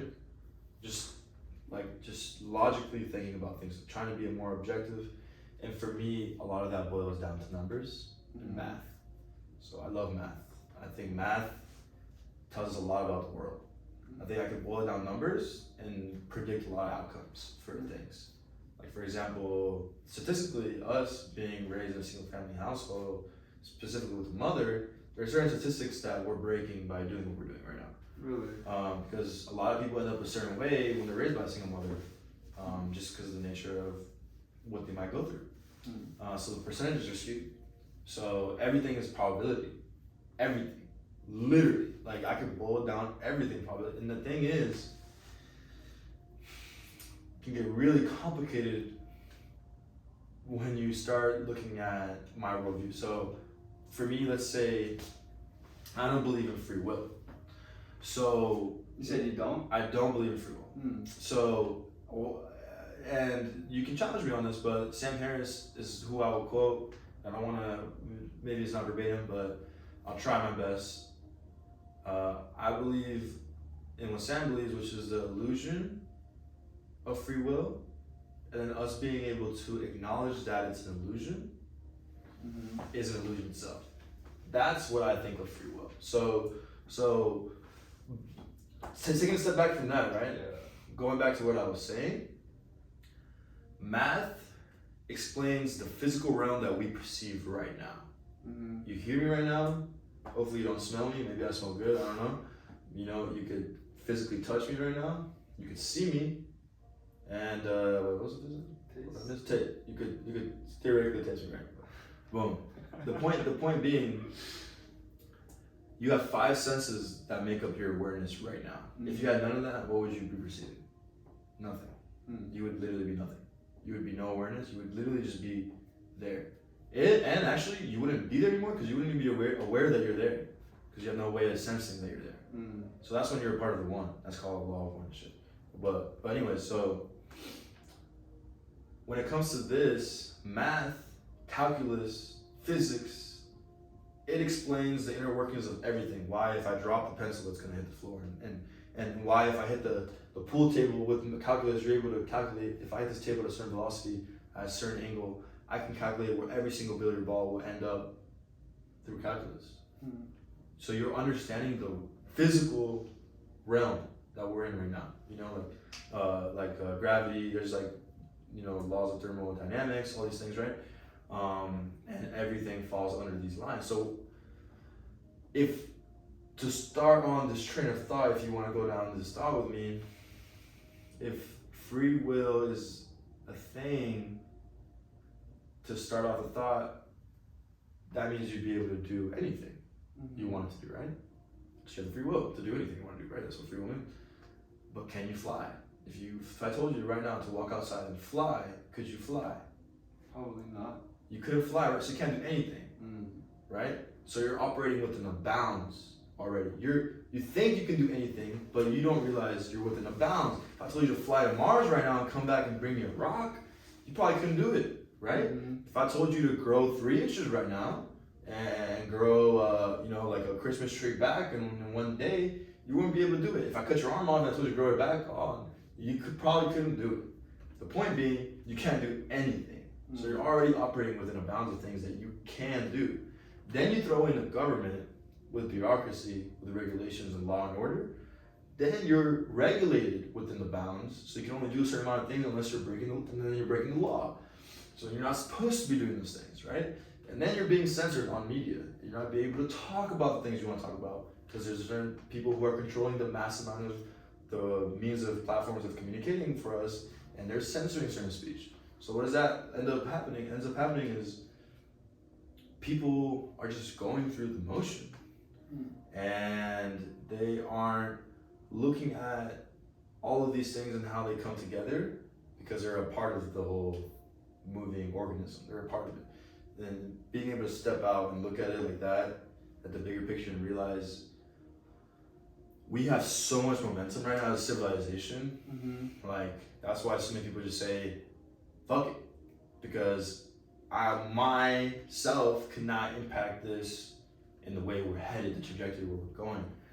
And that's dangerous, because when people stop realizing that them as individuals don't have power, that's when the tyrants tend to take over, because that's what they want you to think. Because what people don't realize is every time there was change from a tyrant at the time, or someone holding on to power that was given that power, the only way it was ever taken away was by people that were able to come together as like-minded individuals and share an idea that that was beyond anything that they as an individual are.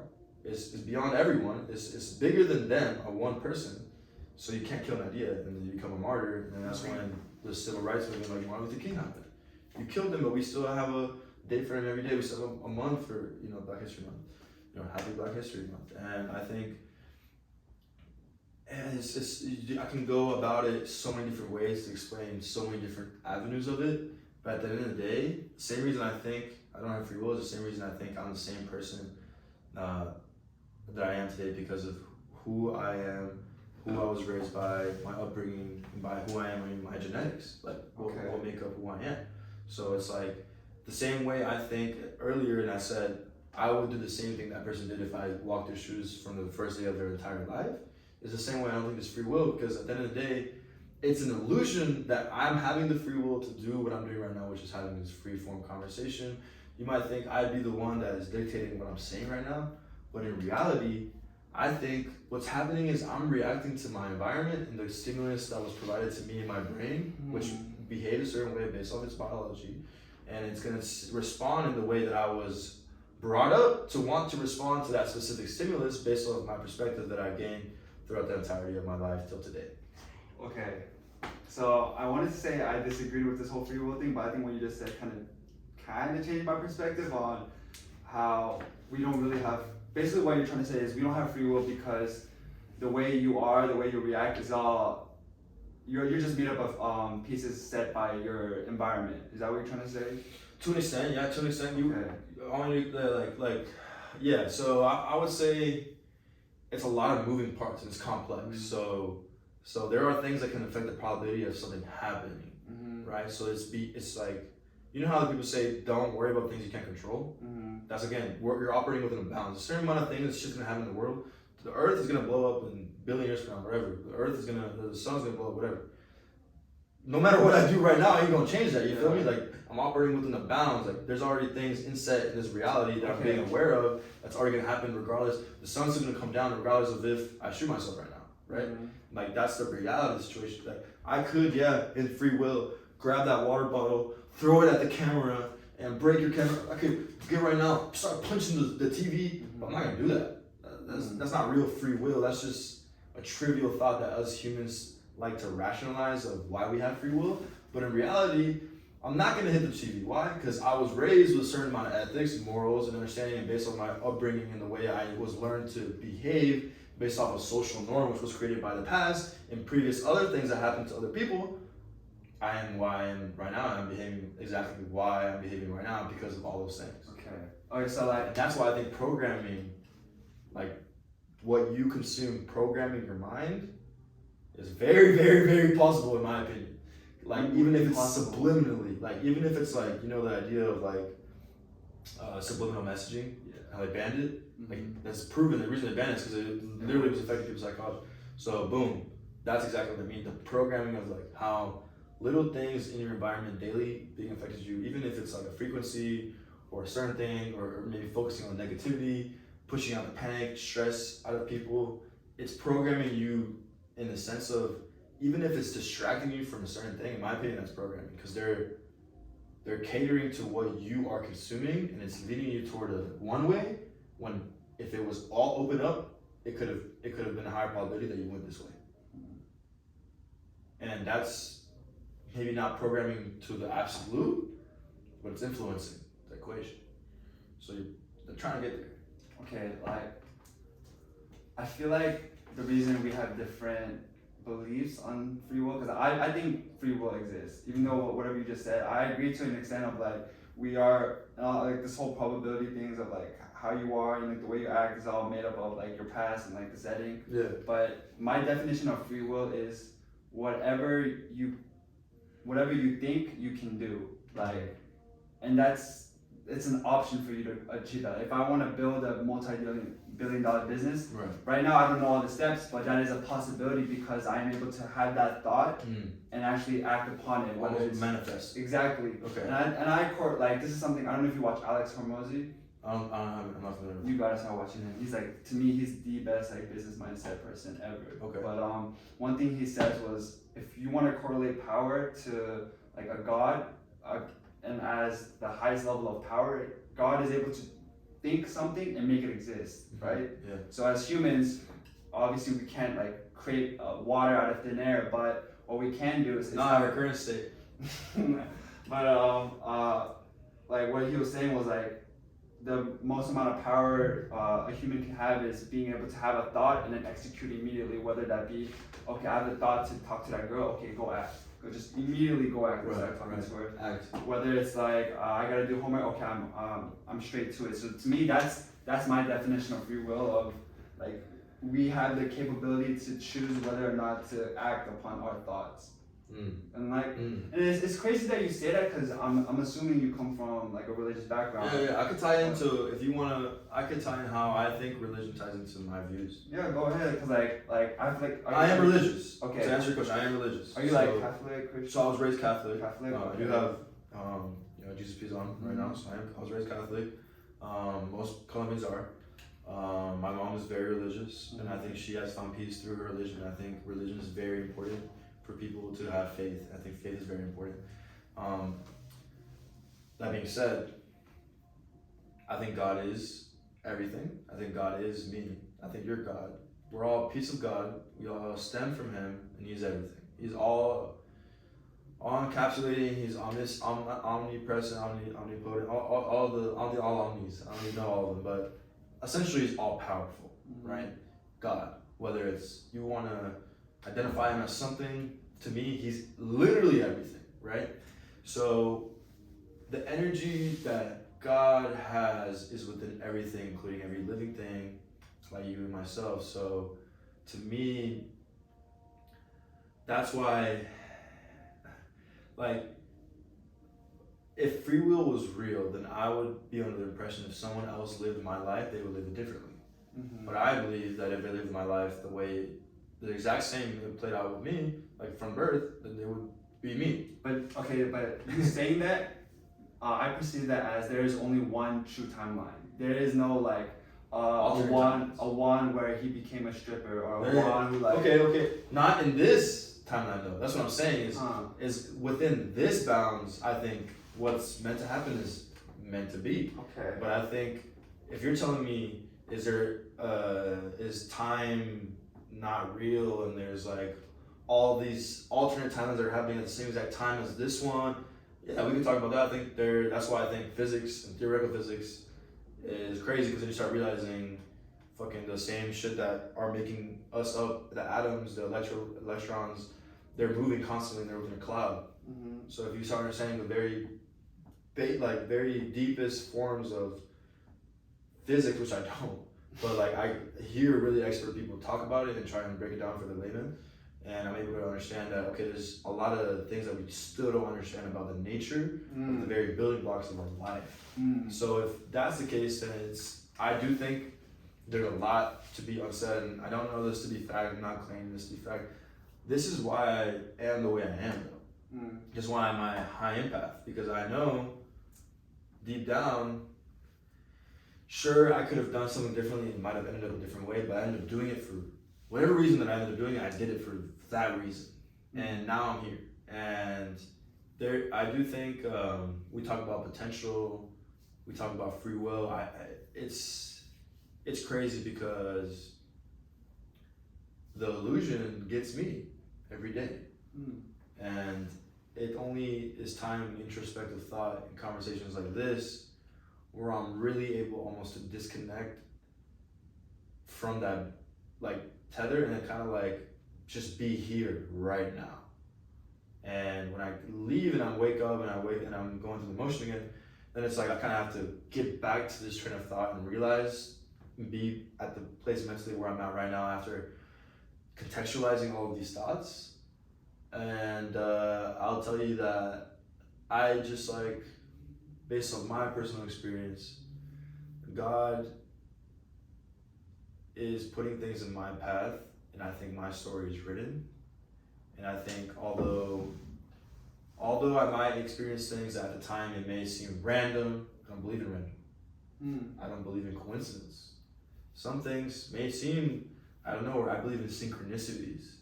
And I believe that there might be alternate timelines, and there's the whole like Mandela effect thing, and there's all this crazy stuff about our psychology and stuff. But I truly think that at the end of the day, we're all made of the same. If I was you, I would be just like you. I would be you. That's so interesting. And that makes me treat everyone else like how I'd want to be treated, because I'm literally you. And I also believe in the concept. This is so I basically, am I Catholic? I would say I'm still finding myself spiritually in that way. I do think the concept of God and religion as a whole, faith, I do think is very important, but I do acknowledge the aspect of it that it is man-made.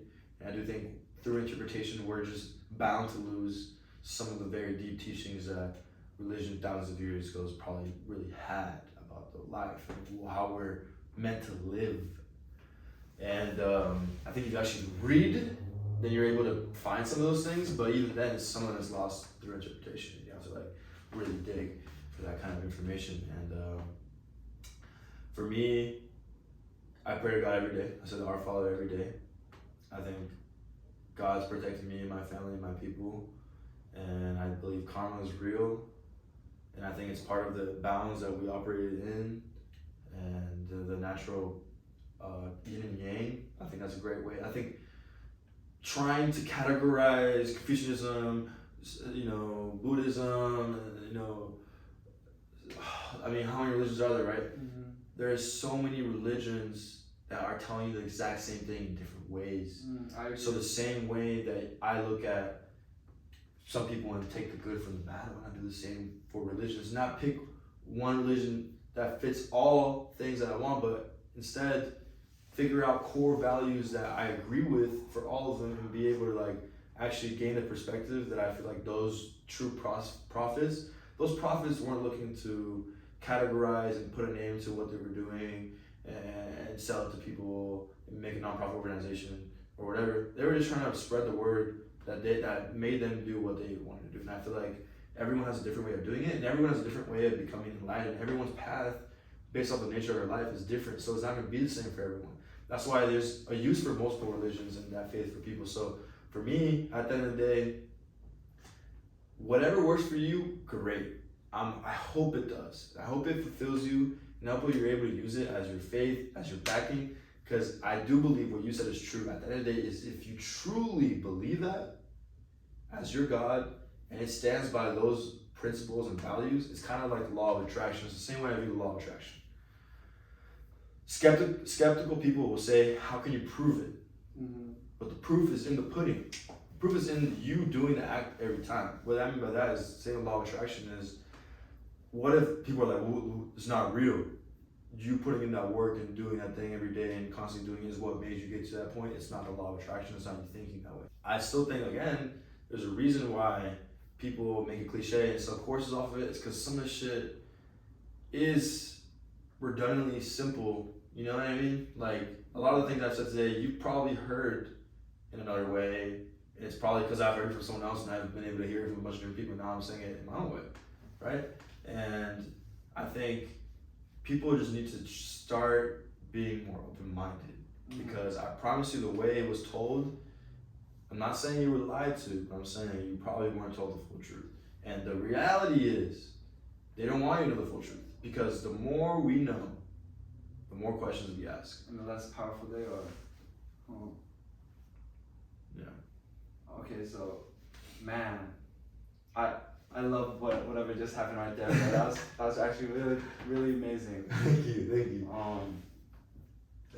Man, like, only thing I can say to that is like, I like that whole message of like being open-minded and try to see others' perspective. I mean, shit, that's like what my whole podcast is all about, like understanding the other person, because there is no one true answer.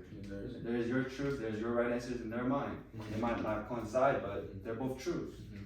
But like, so there's my boy recently. He's from Egypt. He went to Giza and he went to the pyramids, right?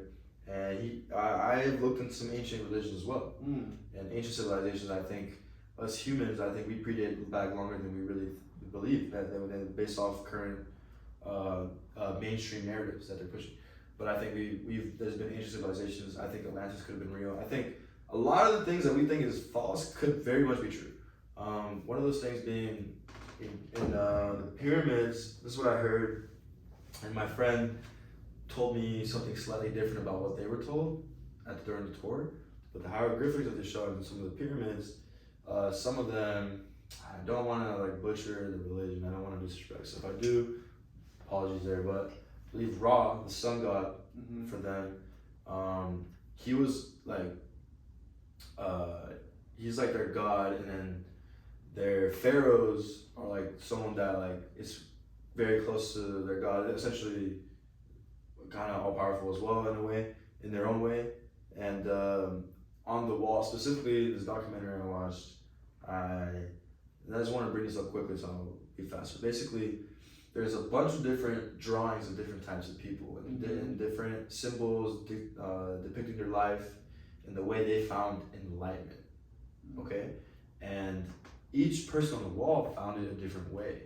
And people used to think, the misconception was throughout history, because interpretation differs over time, people used to think, oh, these are all their gods. There's a bunch of different gods and they each represent a different thing, like Greek mythology. But then someone else was like, no, these are just people who followed Ra, his teaching, and were enlightened. And every single one had to find enlightenment in their own way.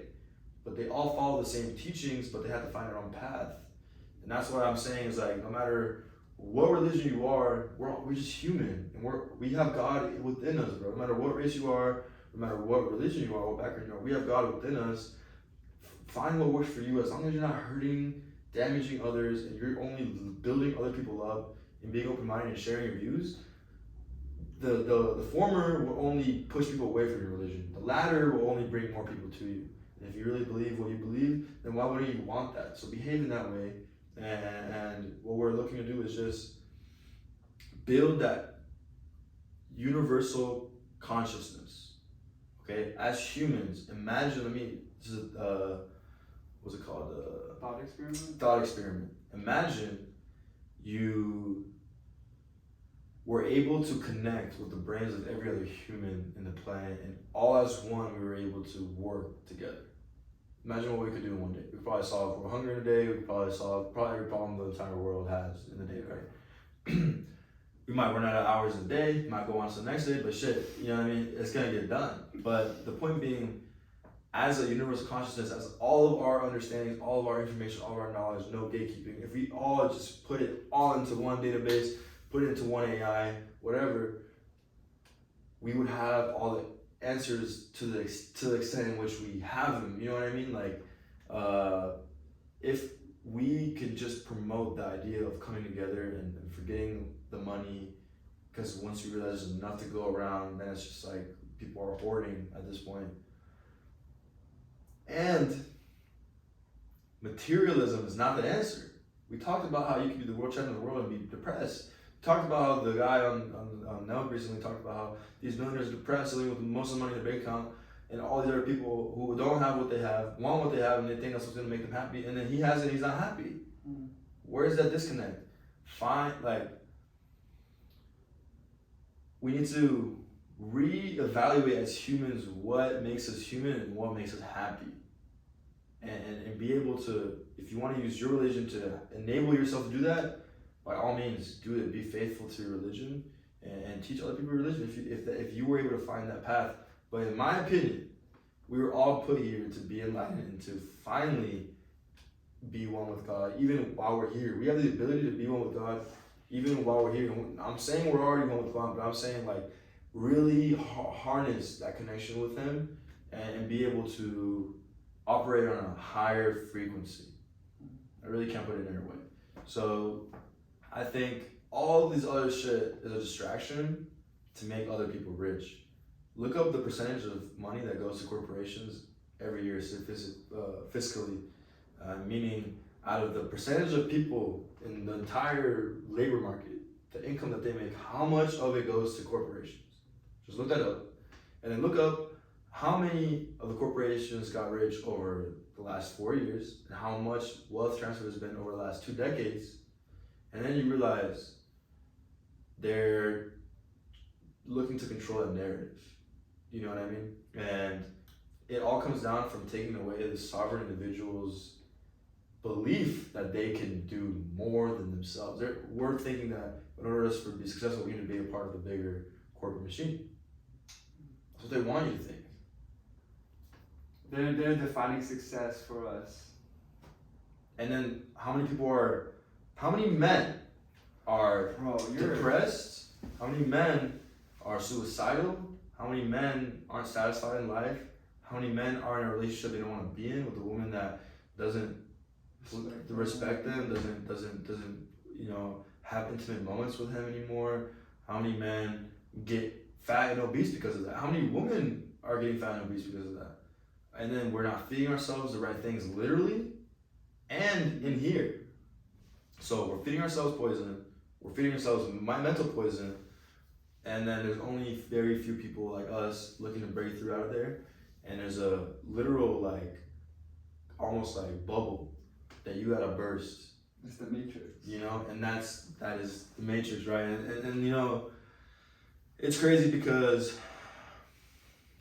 I watched the Matrix and I was like, wow, this is why people talk about this movie, because it's like someone was thinking like this and they said, look, we're gonna, same way Hollywood likes to throw some things in your face, we're gonna throw it back in Hollywood's face. That's the way I look at Matrix.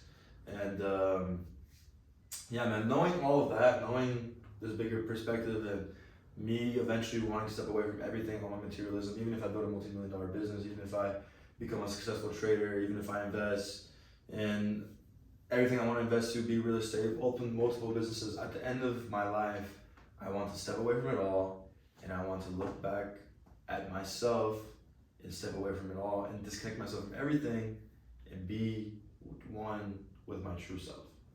And the rest will be my journey. That will enable me to disconnect. Because one thing I heard from a friend, Meadow, you know Meadow, right? Sounds so familiar. He's one of Derek's close friends. He was one of my best friends in high school. And he put me on with a productivity streamer that talked about this. And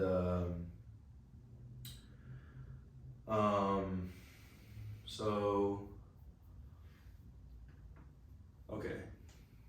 I lost it right there for a second, actually. We're good. I lost it right there for a second. Meadow, productivity trader. What did I say right before that?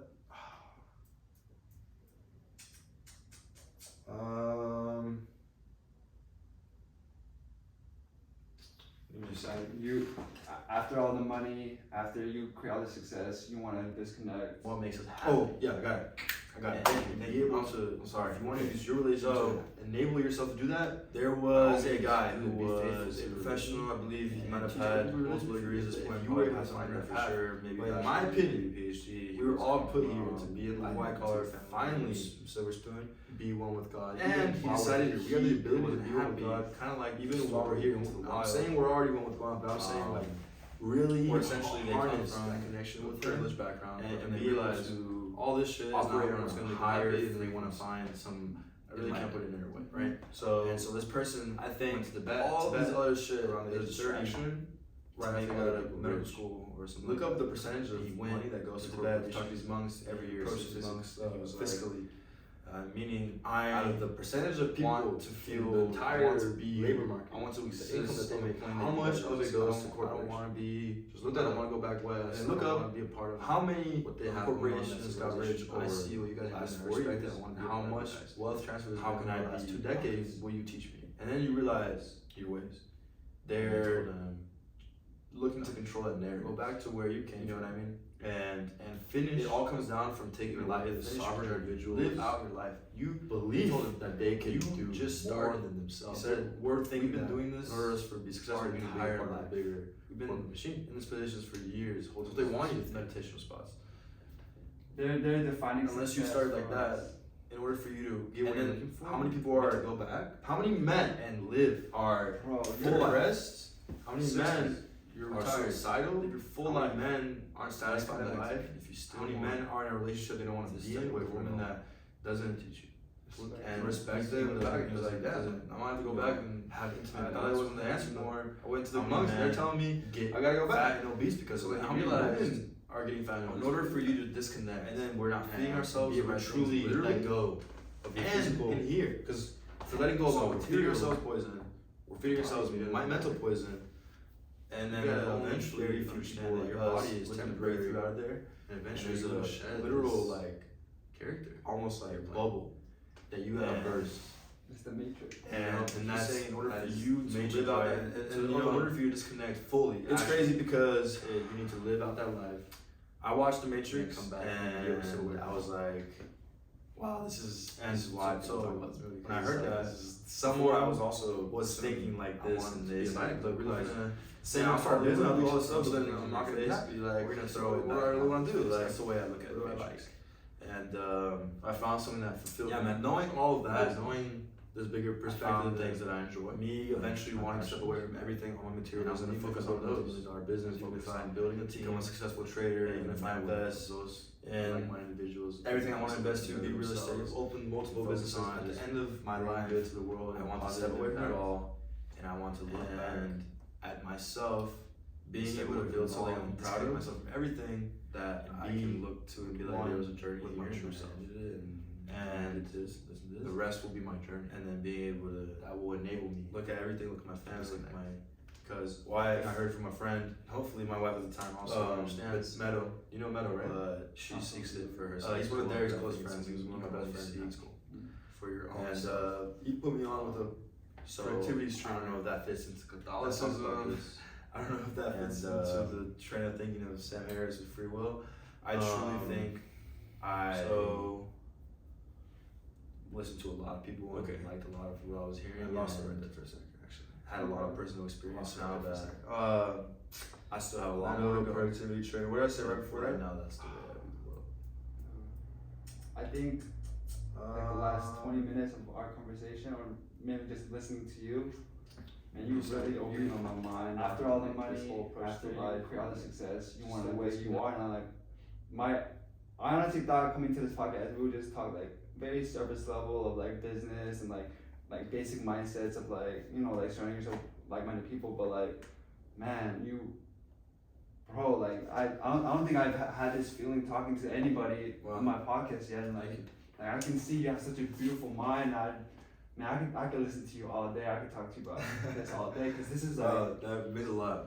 no, man, like this, like I do have a big passion for business, but like even growing up, I would love having like these deep conversations on that, because like I used to go to church a lot, and like we would talk about our existence, like what is our purpose, and like having these type of conversations of like really diving deep on like just like what the world is to you, because everyone has their own definition, but yeah, I don't know, I just want to thank you for like, just like speaking your mind. Yeah, I know. I want to thank you for giving me the platform to do it and making me.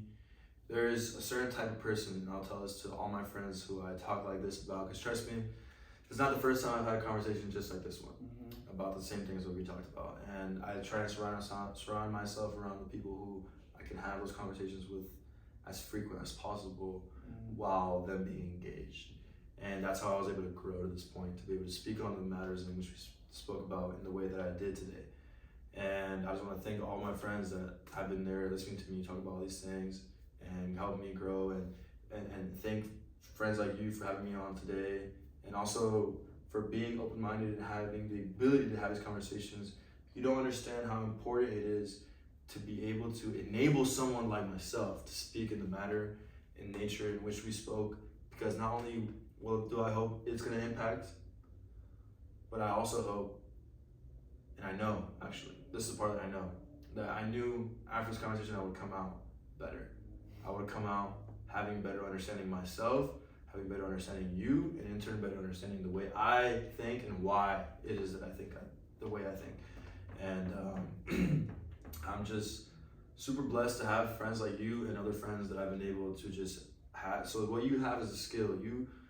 And this is something like I talked about earlier about the free will thing, where only when I'm having this sort of introspective thought am I able to really hone in on the way I think. And that's why whenever someone asks me that question, I get into this kind of same energy. And it's because you can tell it it's like something that is resonating down to my soul, like down to who I am. You know, I could tell you're not trying to put up a front, trying to sound like very stoic. Like you're speaking from the heart. Yeah. And that's just like, I'm really trying to figure it out myself, to be real. So that's just to the point where I've gotten so far, and I could be wrong, and there could be things that people are gonna point out and be like, look into this and this, you might think differently, look into that's what I'm looking for. That's why I'm here, man. That's why I'm here, because every day my perspective grows. Every day I'll find another person that I'll get somewhere good and leave the bad. And that's one thing I will say is that one thing my mom said I want to leave that with people is, take the good from people, from everyone, and leave the bad. Okay. But yeah, man, that's my worldview. That's why I view the world the way I do. That's why I behave the way I do, and that's why we're doing what we're doing. You know what I mean? With the business, with the podcast, with being out here exposing myself, being in school, being as vocal as I am on social media about the things that I like or am passionate about. And honestly, bro, people close to me are probably tired of me talking. So I figured I'd probably go on a podcast and talk. That way, the people who actually like to hear me talk, they can go out here and hear me talk.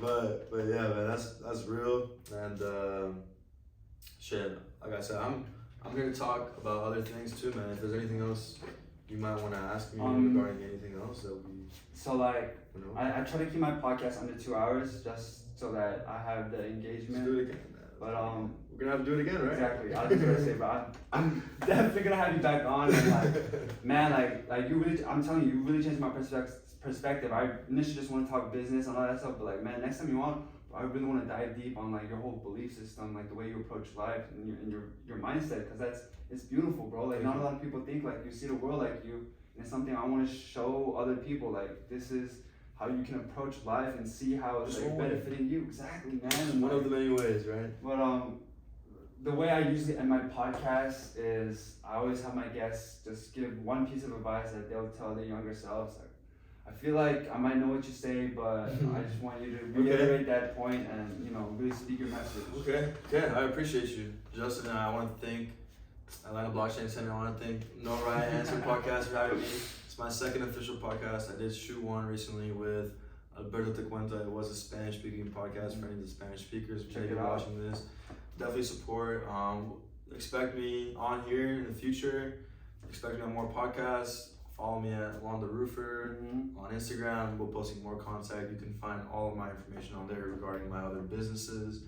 In regards to any advice I would give to my former self or my younger self, just like generally at what age or what are we talking? Just generally, my younger self. Yeah, like mainly about your approach towards life. Okay. Whether it's be like, don't be too stressed out on like the small things or whatever. I got it. Yeah. So for me, it's something I'm still focusing on today. A lot of the hardest tribulations I've learned is a constant struggle. It might even be a daily struggle, a part of the everyday life. And that for me is something that my family tells me, and my mom tells me, people around me tell me. Sometimes people that know you best are the people around you that see you from the outside. But it's be present in the moment. It's I have a lot of things in my head, as you can, and now you can tell.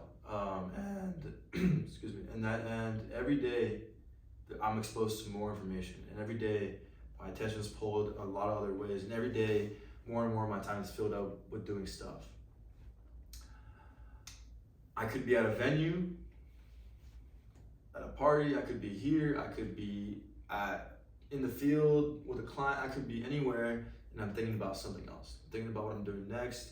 I'm thinking about the next thing I got going on. I'm thinking about this one thing I forgot to do in the morning.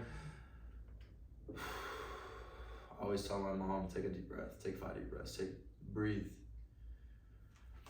You have the tools that you need available to you, especially this day and age. With technology, everything is a level playing field. Use it to your advantage, but stay in the moment and prioritize the things that need to be done first before the rest. The vision, the plan, all the things you want to do, the aspirations, the goals, that's who you are. That's amazing. Nourish that, grow that, inquire on those things.